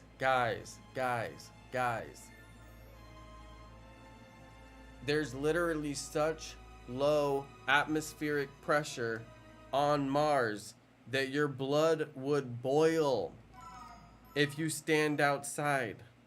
The pressure is so low, even though it's like negative, like 100 degrees, your blood would still boil because the pressure is so low. I mean, you're telling me people are gonna live on Mars permanently in a spacesuit, sealed underground like ants. Yeah, there's no air. It's too cold.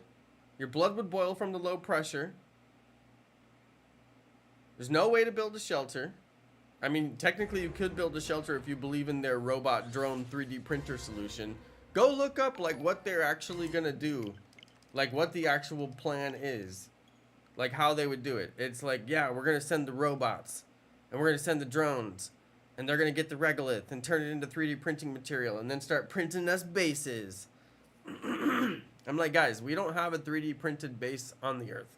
Man, I'm losing my voice. We don't even have a 3D printed base on the Earth made out of this regolith. It ain't happening. Anyway, I'm just so sick of this Mars talk.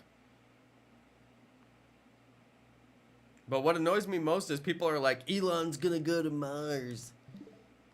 Elon is gonna do Mars. Elon. And I'm like, you guys, Elon isn't going to Mars if the government doesn't pay him to blast off his rockets to Mars. Elon is not gonna go bankrupt his entire company just to blast off to Mars with no profit. He's only going to Mars if the government pays him to go to Mars. So if the government doesn't say, hey, we'll take all your tax money and we'll blast it off to Mars, then Elon ain't going to Mars. So why is Elon getting all the credit? I mean, I get it. He invented the rocket. That's cool. But it ain't happening. Why don't they practice on the moon first? Oh, that's the plan. That's the plan, hot potatoes. That's why they're doing Artemis. They're going to build the moon base. But think about this, you guys. The only reason that they're doing the moon base. Do you guys know why they're doing the moon base right now? Right now. Why they didn't do the moon base for the last 40 years? The whole time we've had the space program, they haven't done a moon base. We went to the moon. They're hanging out. They're chilling on the moon. And then they're like, cool, mission accomplished. Nothing else on the moon for so long. And now suddenly out of nowhere, they're like, yo, you want to build that moon base? You know the reason why? Because China's building a moon base. The space race is back on, baby. China just got done going to the moon, taking samples from the moon, finding rare metals on the moon, or rare minerals. I don't know what they found. I don't know if it was metals. They found rare minerals on the moon. They found water. China is owning the moon right now. China's all over the moon right now. And then the USA was like, oh no, China's beating us at the moon. I forgot to update my counter 2 times. That was 11-11 right there, you guys. That was at 11-11. I missed 2 counts. China's taking over the moon, and now they want to do Artemis. You had your chance. I'm just saying. I'm so sick of hearing about Mars. I did the full deep dive research on what it would take to set up even a simple base on Mars. And it is so ridiculous. Like the amount of work that they're going to have to put into getting to Mars just so that robots can live on Mars for 100 years while we try to figure out how to get a human there. I mean, first off, just think about it, you guys. Just think about it. Just think about it. The last thing that NASA ever wants to do is have a human die in space. It's like the worst thing that could happen. So it's a guarantee they're never sending anybody to Mars. Never. Because the chances for survival on that trip are almost zero. So they're definitely not going to send any people to Mars. Nobody's going to sign off on that mission and be like, yep, sending Johnny to Mars. He'll be coming back in 40 years. Have a good time on Mars, sir. They're not going to do it. They're never going to do it. There's going to be robots, drones. I just don't buy it. I'm just so sick of it. For a while, I was like, yeah, Mars. And then I actually did like the deep dive research on like what it's going to take and what the actual plan is. And it is such a bad plan.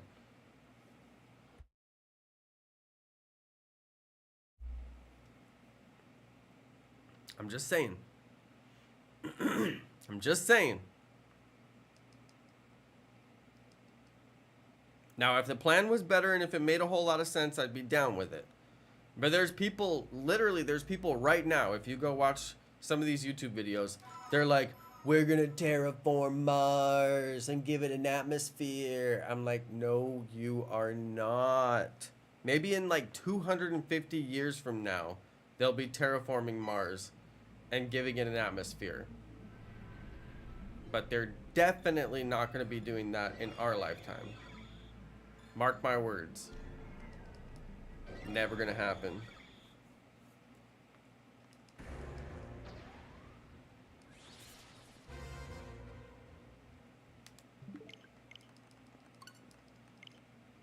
But why do I continue to watch Mars videos? Don't ask me why. Because I just love the idea. I think everybody really loves the idea. I don't blame people for loving the idea. I still love the idea. It's a cool idea. Yeah, humans. Second planet. Multi-planet civilization. It's so pie in the sky that it's ridiculous at this point. And again, if the government doesn't pay Elon to blast off his rockets, he's not going to do it. There's literally no profit model. There's literally no profit model. What's he going to do? Build a hotel on Mars and then charge people to go stay at the hotel overnight? There's no minerals. You can't get minerals off of Mars. It's going to take too much to blast them off and then fly them all the way back to Earth. Why would you spend all that money to go get minerals off of Mars? You may as well take a spaceship out to the asteroid belt and identify an asteroid that has a whole bunch of metal that you like, and then push that asteroid back to Earth, and then strip it in Earth's orbit and drop little pieces down bit by bit and pick up those pieces. I mean, like, the blast off of Mars alone is going to take so much resources. It's just ridiculous. To go land on Mars, pick up a bunch of metal and blast it back off and take it back.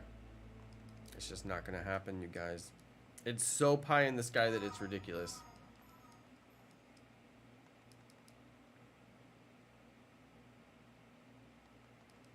But does Elon care? No.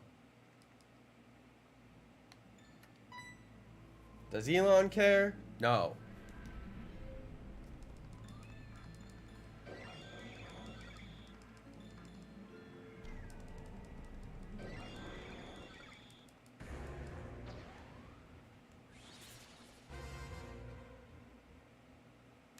Dang, I wish it would just be yellow already. Well, we passed 11:11. That was pretty fun. I knew we would get to 11:11 tonight.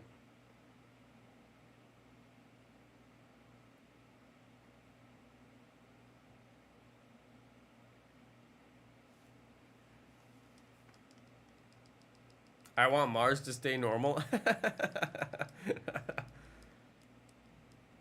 Yeah, Mars is literally not bothering anybody. Mars is not bothering anybody. Just leave Mars alone. You guys, this is actually serious, okay? This is serious.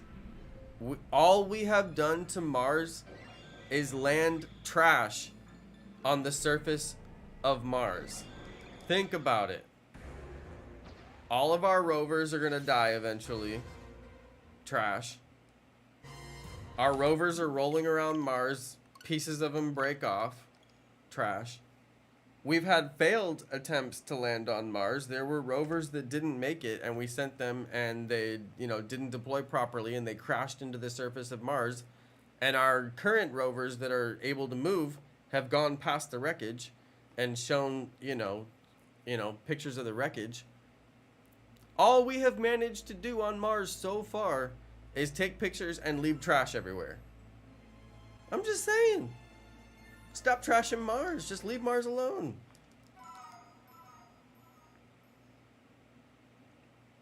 At least if you're going to go to Mars, clean up your trash. All we've managed to do so far is take some photos of Mars, drive around, and leave trash everywhere.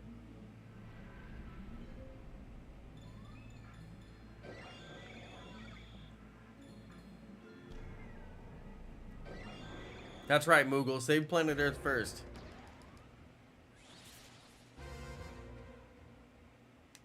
Earth first, please. Can we, save the rainforest, maybe?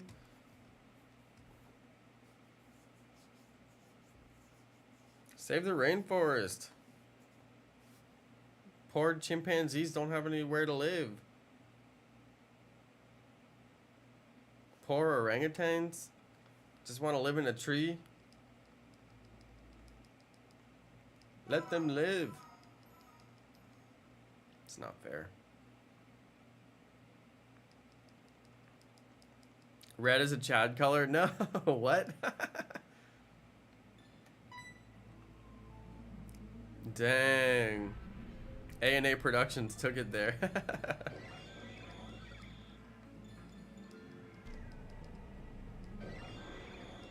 9 more Magikarp. Alright, good luck, Floppa.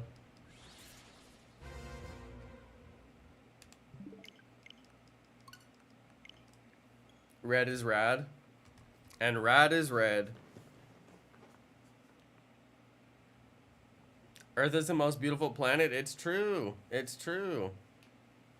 Actually, you know what's interesting, you guys? NASA released a simulation of how the moon was formed. And it's their most high resolution simulation. It was really good. Look, you guys. Look at this. Hang on, I gotta turn it down. You guys, look at this. It's the most high resolution simulation that they've ever done of how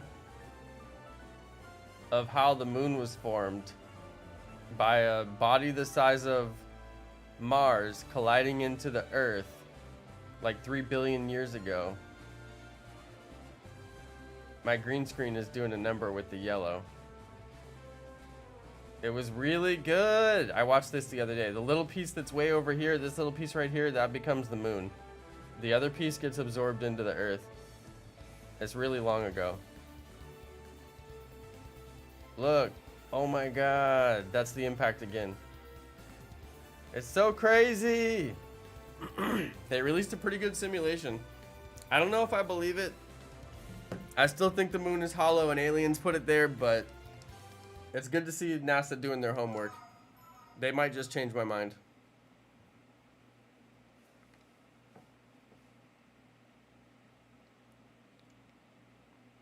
Is the moon just a part of the Earth?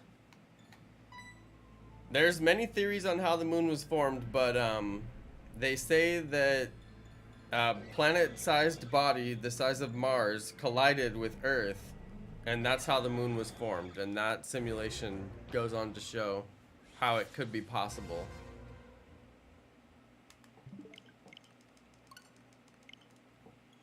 I do find the simulation absolutely fascinating. I still think the moon is hollow and aliens put it there. But, you know,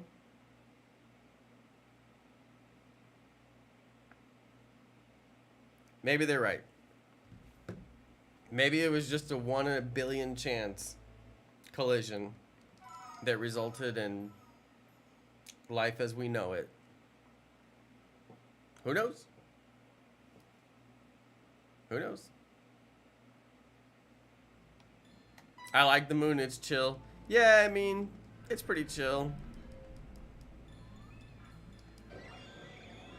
It's kind of a big deal. You know, it's the moon.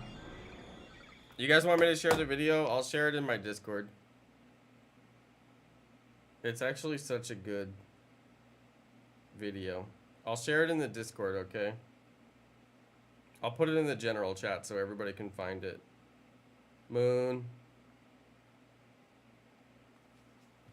Okay, I put it in the general chat so everybody can find it in case you want to.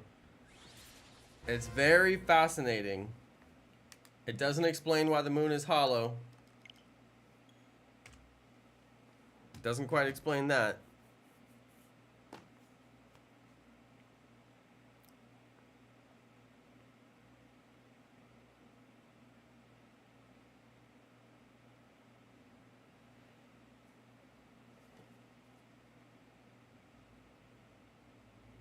It doesn't explain why the moon is egg-shaped. And it's not actually a sphere. Riddle me this one. Why is that? Can you put the link for Discord? It's in the description of the video. There's also, I think there's also a Discord command too. That should work.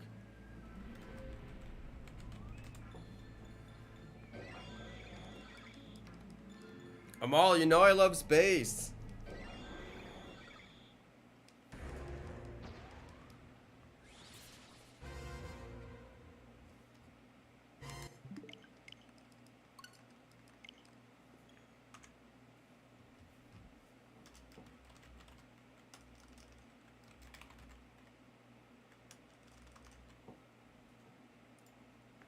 I love space.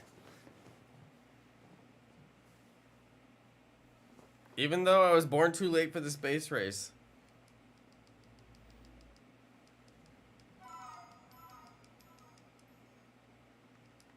I was born too late for the space race, but I still remember Kennedy's speech. We choose to go to the moon and do this and the other things. Not because it is easy, but because it is hard. It's such a funny speech because it's almost like he went off script. He's like, and do the other things. Like, wait, what were the other things? Like, specifically, Mr. President, could you tell us what were the other things? I'd very much like to know.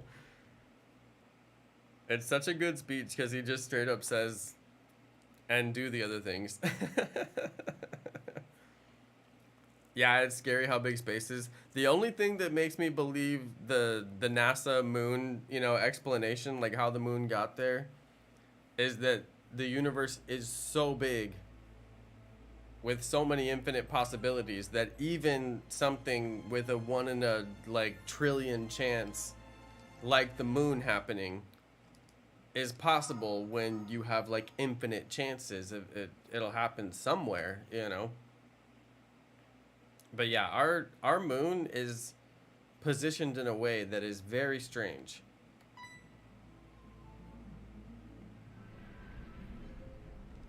The distance from the sun, the size comparison to the sun, like the fact that we have solar eclipses and lunar eclipses on our planet.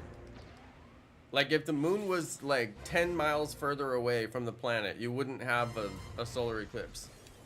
If the moon was 10 miles closer to the planet, you wouldn't have a solar eclipse. It's in exactly the right spot to where we get a solar eclipse.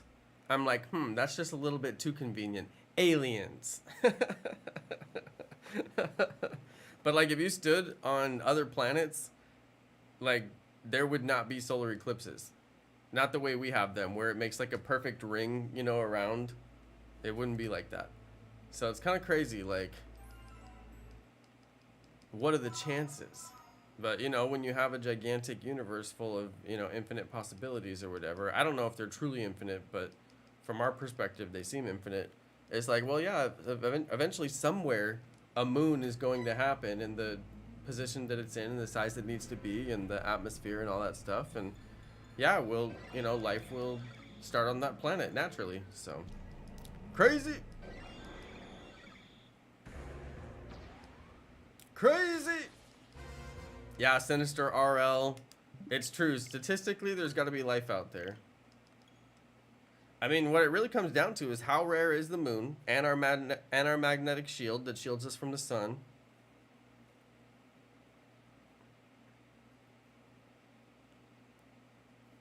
How are you at 10K resets in just 2 weeks? Amal, you might want to check your reading glasses.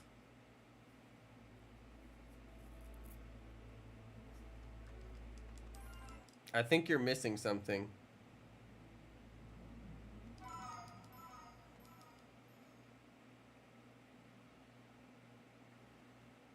Somebody said lag. Did you guys get lag?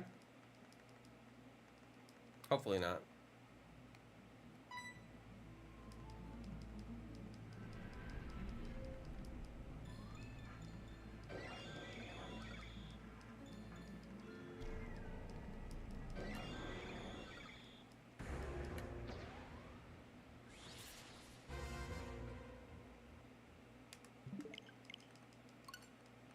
Okay, as long as the stream is running smooth, that's good.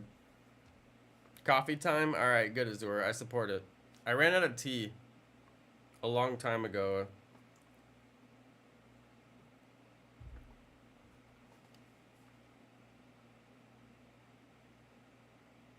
$10,000 resets for Darkrai? Hey, good luck. I mean, are you spending like 24 hours a day soft resetting? Because that's pretty crazy. I'm spending like 3 hours a day and I've only got to 1,000. I think it would be hard to spend more than 3 hours a day, but people will do it. You know they will.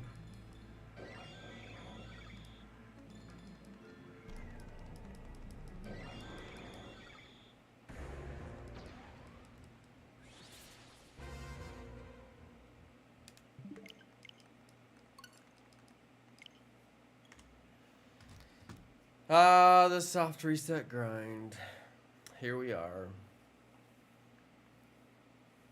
Although I'm moving through it pretty fast today.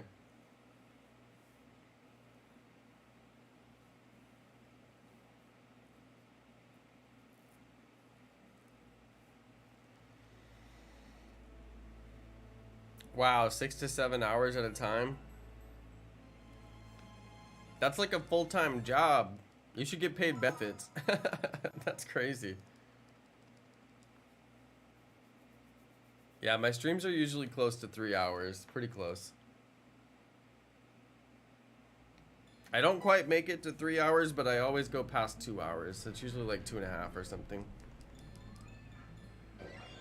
I'm looking for different shinies. Alright, good luck, Floppa.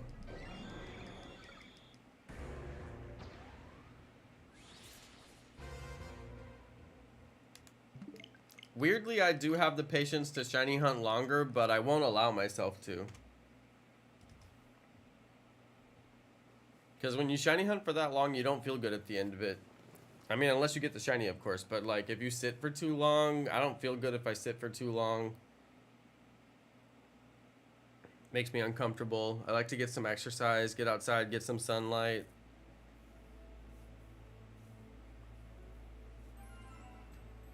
But I'm the type that I would totally sit and play for 7 hours. If I had the time.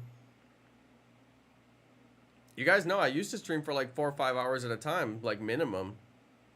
We would always do like 4 or 5 hour streams. But I finally had to cut that back.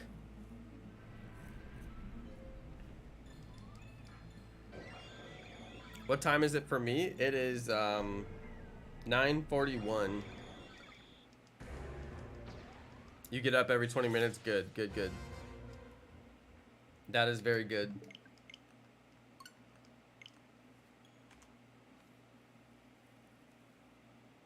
Maybe Arceus is on Mars right now? Okay, then Elon's gonna have to hurry up and get that space shuttle to Mars then. Bring me back a shiny Arceus.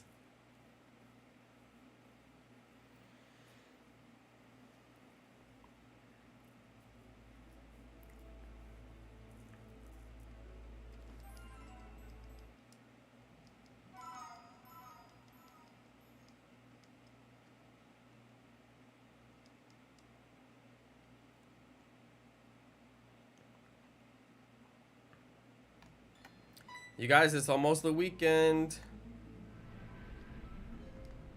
It's Thursday. That means it's Baby Friday.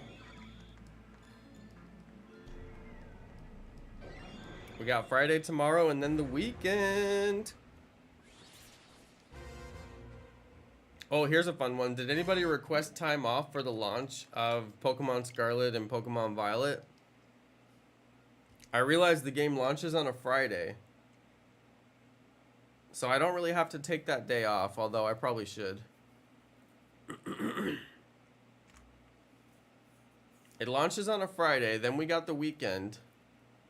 And then I'm taking the Monday and Tuesday after that off. So Friday I'll be around playing some games, you already know it. And then we'll be playing throughout the weekend. And then I got Monday and Tuesday off, so I'll be making some videos on those days. Hopefully get ahead of things. Make some videos that I want to make. Yeah, that's right. It's a midnight release. They're always midnight release.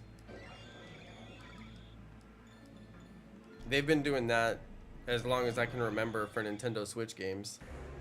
Let's Go was a midnight release. We stayed up and we played Let's Go at midnight.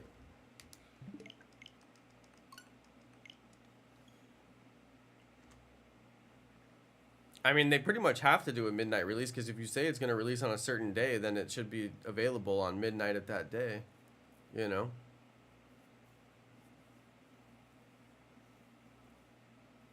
Oh, that's too far ahead. You don't know your schedule?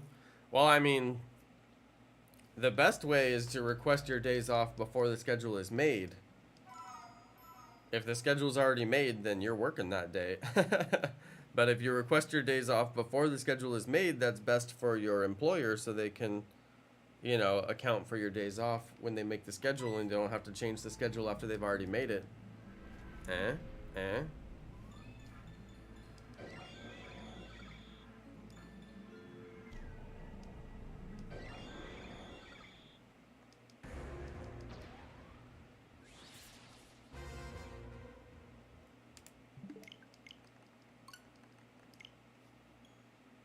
Yeah, I'm a salary employee.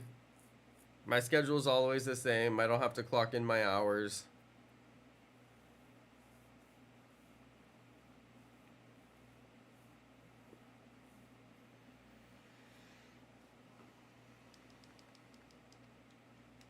I've been salary for a long time.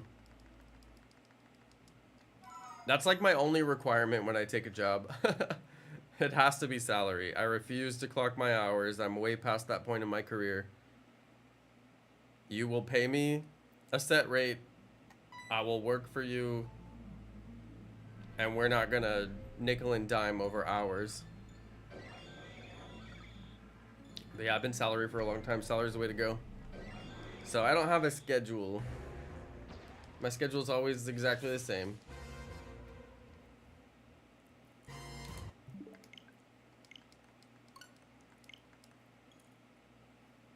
Man, I'm really grinding on this thing tonight. Don't have to go into work until 6 and you'll be done by 9. You have a 3-hour shift? Yeah, you'll definitely have plenty of time to play on launch day. What do I do? I'm a digital marketing manager.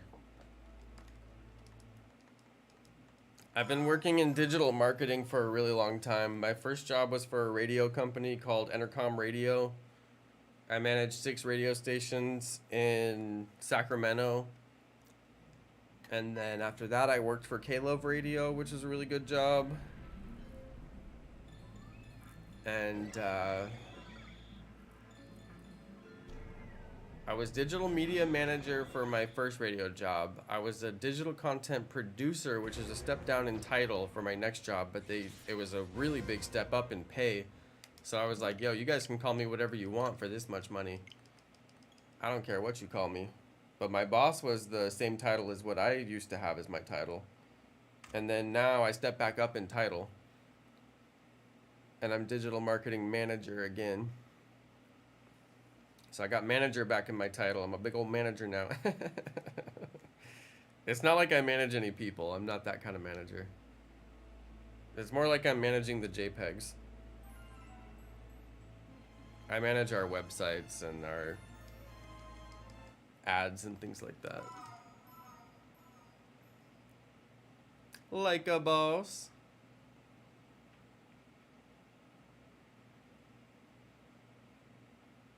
It's really not that cool, elegant, but I appreciate the enthusiasm. They say they can't afford me, so that's why they cut back my hours.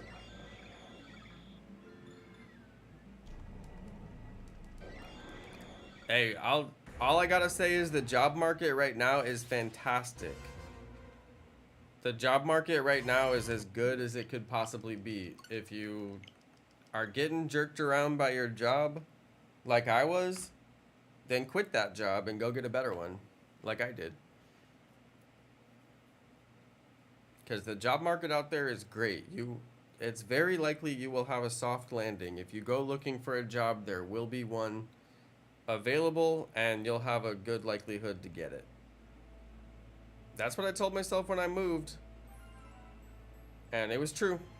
It was very true. There were a lot of jobs that I qualified for, and I was able to be picky and take the one that I wanted.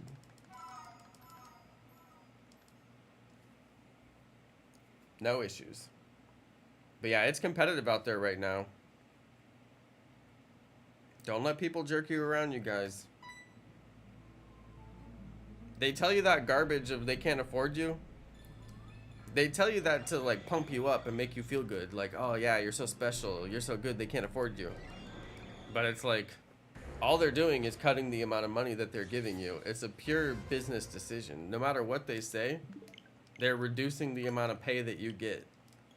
I mean, why would you want that? That's a terrible outcome for you.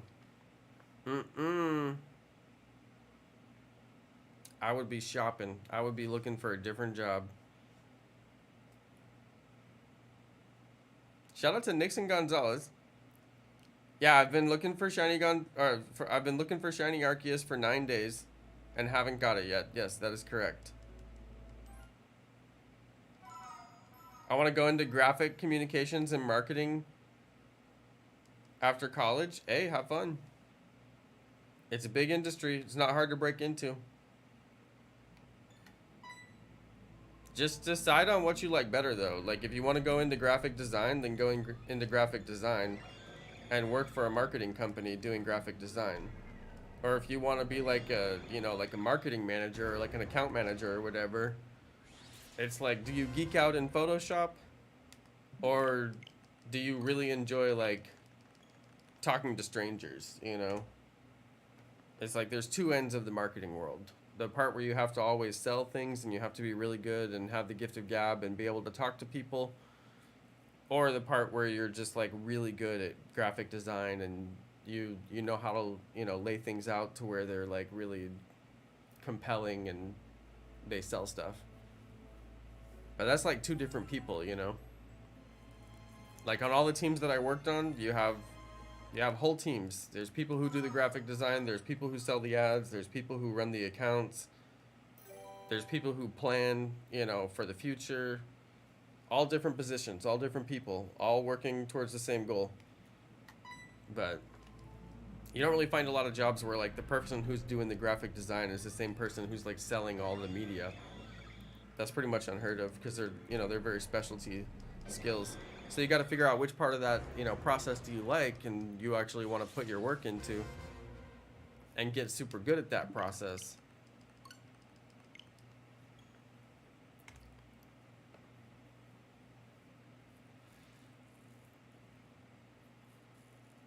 But yeah, it's hard. There's some stuff they can't teach you in school. They can't teach you, like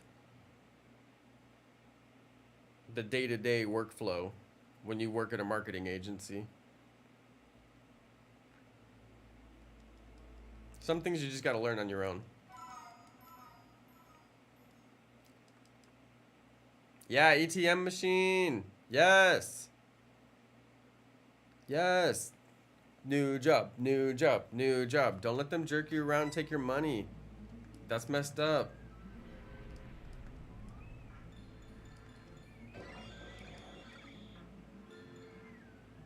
You gotta always be climbing that ladder. There's always a better job out there.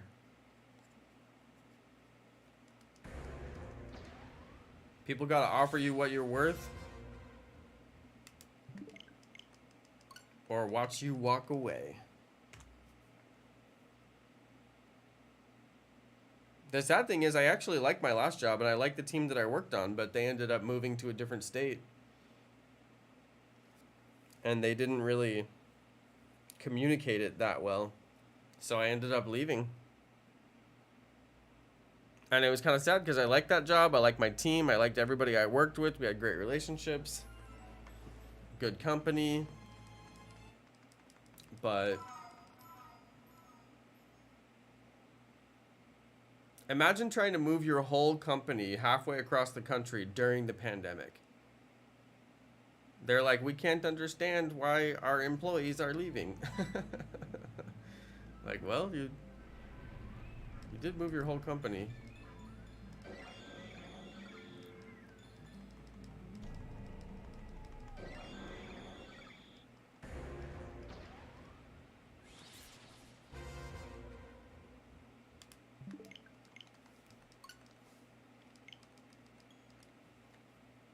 Man, we're really flying through them tonight. We got a lot of resets done tonight. Took 6,000 encounters to get Shiny Arceus. Yo, Snick. Yeah, I really hope it doesn't take me that long. I really hope it doesn't take me that long. Shiny Red, how are you going to get your own store? Didn't you just start there? That's crazy.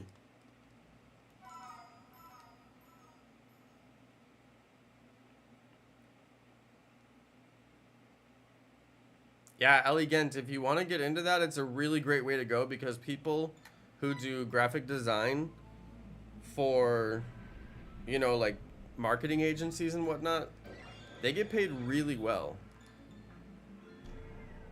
It can be hard to break in just a little bit. Just a little bit. Like, the hard thing is you got to have a really good portfolio. So make sure you're working on your portfolio. Because they will ask you to see your portfolio. It's the only thing they will ask you. And they will judge you based on what's in your portfolio and what's in your competition's portfolio. Like, if you're applying for a job and there's 3 other people applying for the job, when they pass your resume around the team to see if, you know, what everybody thinks about you, they will pass your portfolio around. They won't pass your resume around. That's one of the key differences in graphic design. It's not so much about where you worked, it's really about what you can do. Like what tricks you know, what kind of graphic design, you know, little tricks you have up your sleeve, what kind of styles you can produce and whether or not those styles are popular at the time. But yeah, it's all about portfolio when you want to break in on one of those jobs. I actually hired a lot of graphic designers at my last job. We did a lot of interviews.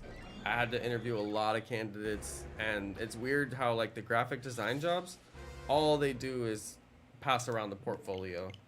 Their resume almost doesn't matter at all. But like if you have a banger portfolio, it'll really get you in the door for interviews. Shiny Red, that's crazy. How did you go from just getting hired to getting your own store? Are you like a boss, dude? Are you like Baby Boss? I'm such a marketing professional that I convinced someone to get Pokemon Scarlet instead of Violet. Oh, that's why you got your own store. Oh, that makes sense. That makes sense. I get it. I might weld soon. Welding is a really good career. I wish I would have gone into welding. I'd probably have more career satisfaction if I would have went into welding. Because you just sit there and weld and make like a whole bunch of money. I mean, like, sounds good to me. Weirdly, I have done welding. I have welded, you guys. I learned how to weld. In high school. In my agri class. I took agri and they taught me all the parts of a cow. I grew up in Arkansas, alright? Don't judge me.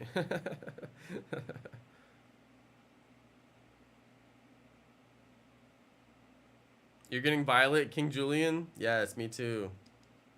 Violet. They have you training for it? Nice. That's good. Take all the training you can get. That goes for everybody. Take all the training you can get. Training's really important. Whenever I find trainings that I can take, I take them. My last job, I took so much training, it was ridiculous. All kinds of leadership training. Stuff I didn't even need. I just took it anyway. Because it was available to me. Always take the training.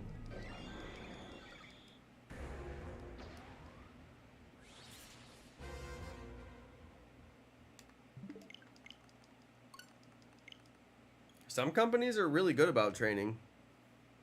And it can make you look really good to your superiors when you take them.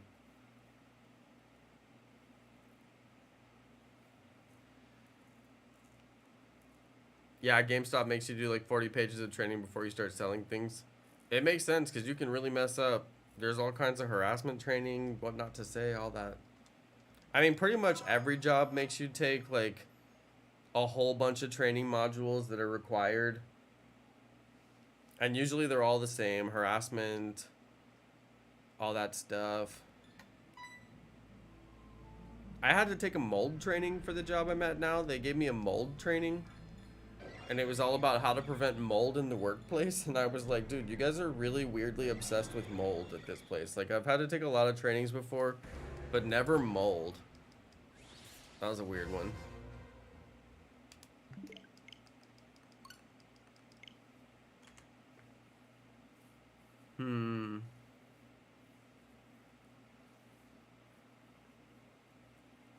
Yeah, training's really important. That way you don't mess up.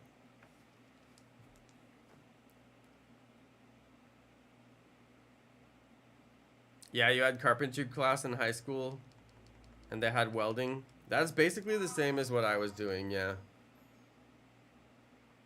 They kind of rolled it all into one, but you could take like separate ones. We had like engine building class. You could go work on like lawnmower engines and stuff like that in school. I didn't take anything like that. But yeah, they had carpentry.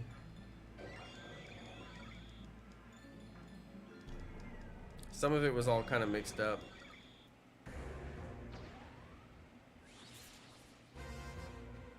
Shout out to Shinies trying to get the butter llama. I'm gonna name it Butter Llama. It really does look like butter, doesn't it? It's like the exact same color as butter.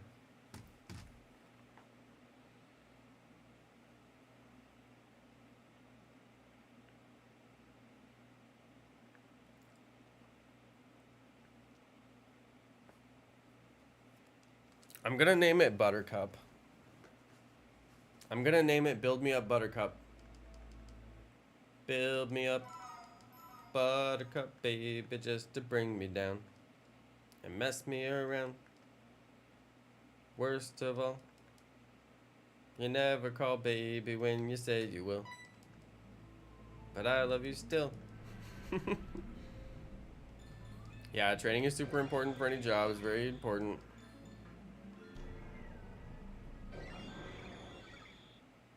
Yours is gonna be named Paula Dean. Hey, to each his own. You go for it, Shinies. You do you.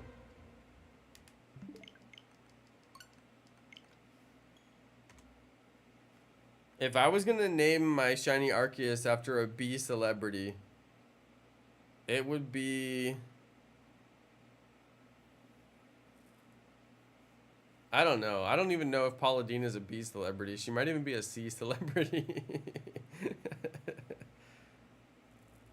Oh, who's that chef who's always like, it's raw? Wait, what's his name? It's Chef something. Chef Ramses? Is that right? It's raw. He's always swearing and like screaming at everyone.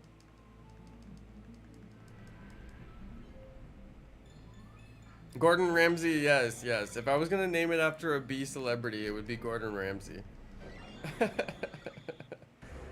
I know, right? Yeah, calling her a bee celebrity was nice. Yeah, seriously though. Yes, that guy has a foul mouth.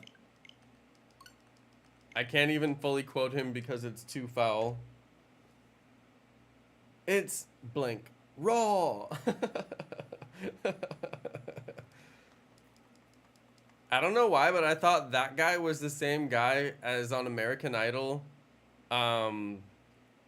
Who's the old guy on American Idol that was always on it? I don't know if he is anymore. He's on America's Got Talent now. Dang it, what's the name of him? Anyway, I always thought they were the same guy for like the longest time.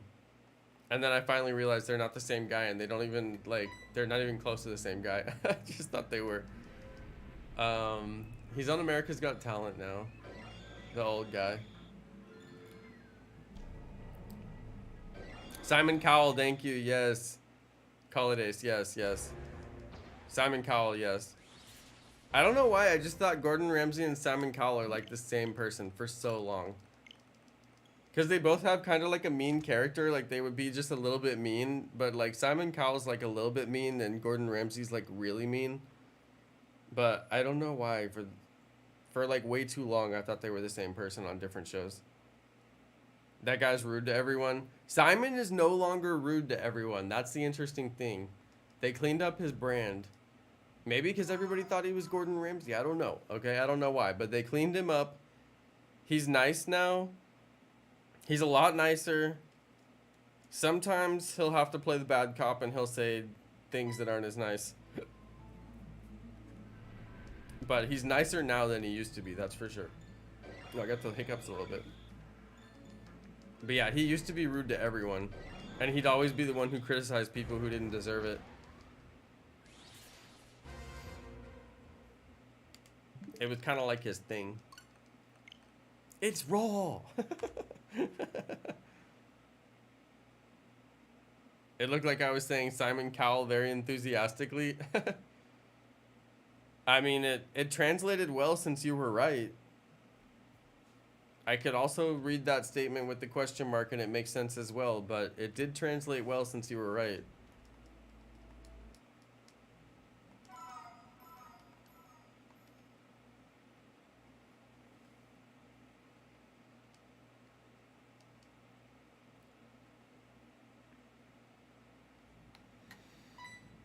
Arceus, why you do this? Just shine already. Just give us the shiny.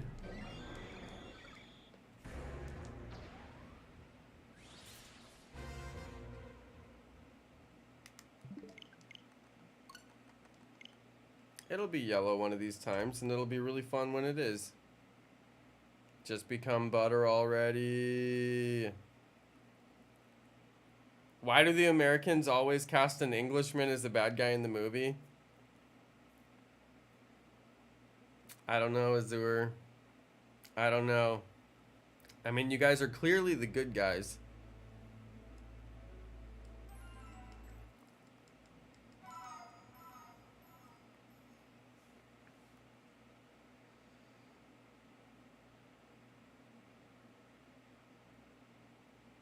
Yeah, it's a good question, Azur.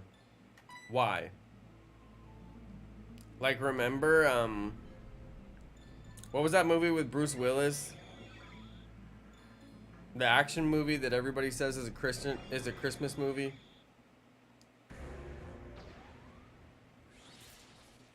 I don't disagree that it's a Christmas movie. It is a movie which is set at the time of Christmas. Die Hard, yes, Die Hard. Didn't that one have the British bad guy? Like the overly British bad guy? Pretty sure. Look, I'm not saying it's not a Christmas movie, okay? Because if you say that, you will lose that debate. We all can agree it is a Christmas movie. It is a movie that is set in the time of Christmas. And throughout the movie, Christmas things are happening in the background. Okay. Is it the quintessential Christmas movie? No. Do some people like to watch it for Christmas, mostly for the irony? Yes. Fine, it's a Christmas movie. You know what was a really good Christmas movie, you guys? Hang on, what was the name of it? Recent Christmas movies. Google already knows what I want to look. Okay, 8-Bit Christmas was actually decent. But that wasn't the one I'm thinking of. 8-Bit Christmas was decent.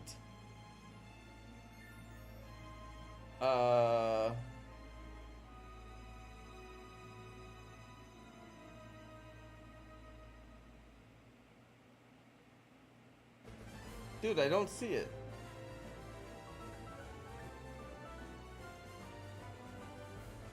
Eight-Bit Christmas was decent though. We ended up watching that.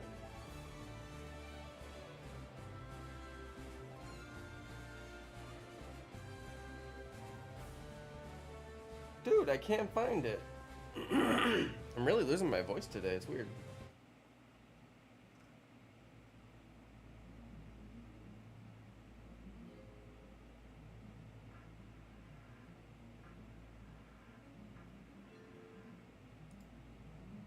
It has that one Asian guy. It's like a recent Christmas movie.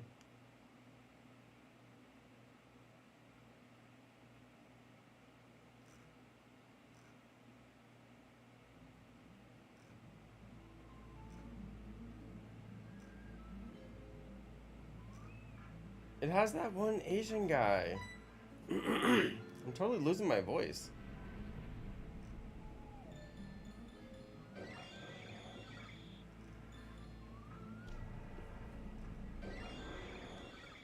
It came out recently. It came out like 2 years ago. There's not that many Christmas movies that come out. No, I cannot find it. Dude, I'm so scrolling through every one of these. Oh, it was Love Hard. It was Love Hard. It was Love Hard. It's a movie called Love Hard. That is the worst title for a movie, like, of all time. It was called Love Hard. It was actually a good, like, new Christmas movie. It was actually very well done and very cute, and we watched the whole thing and we enjoyed it. It's on Netflix. Nobody ever heard of it, I promise. Nobody heard of this movie. But it's like one of the only, like, new Christmas movies that came out that I was like, that was actually good. I think it's technically a rom-com. Yeah, it's a romantic comedy. So, I mean, am I recommending that you watch a rom-com? I guess I am. I mean, watch it with your girlfriend or whatever. Is it when they pretend to be a couple? Yes, Sir Jonathan, that is the one. Yes, yes. I mean, kind of they do. I mean, yeah, that does happen during the movie. That's not like the whole movie. It's more about the fact that he's like catfishing her. And then she finally finds out and she's mad at him. But yeah, there's a whole lot of different situations. It's a very good movie. It's got Jimmy Yang in it. But also 8-Bit Christmas. We watched that one as well. 8-Bit Christmas was good. Saw it with wifey. It was pretty good. Yeah, it was good. We like watched it. I don't know why. Oh, you know what? I know why we watched it. We watched it because we were moving during Christmas time. You guys remember earlier this year, I moved to Texas and we were moving during Christmas time and we were staying in a bunch of Airbnbs. And they all have like Netflix, you know, and like movie subscriptions. So we were just watching like whatever was on Netflix. And we got in a Christmas mood one night and we ended up watching Christmas movies on Netflix. So of course we saw Love Hard because we were looking for Christmas movies. And it came up and we watched it. It was good. It was surprisingly good.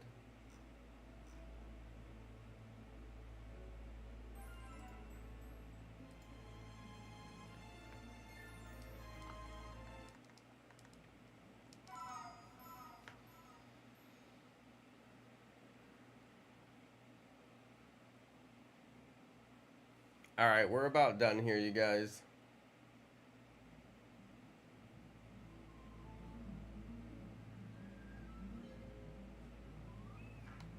I'm gonna check this one and then we'll wrap it up.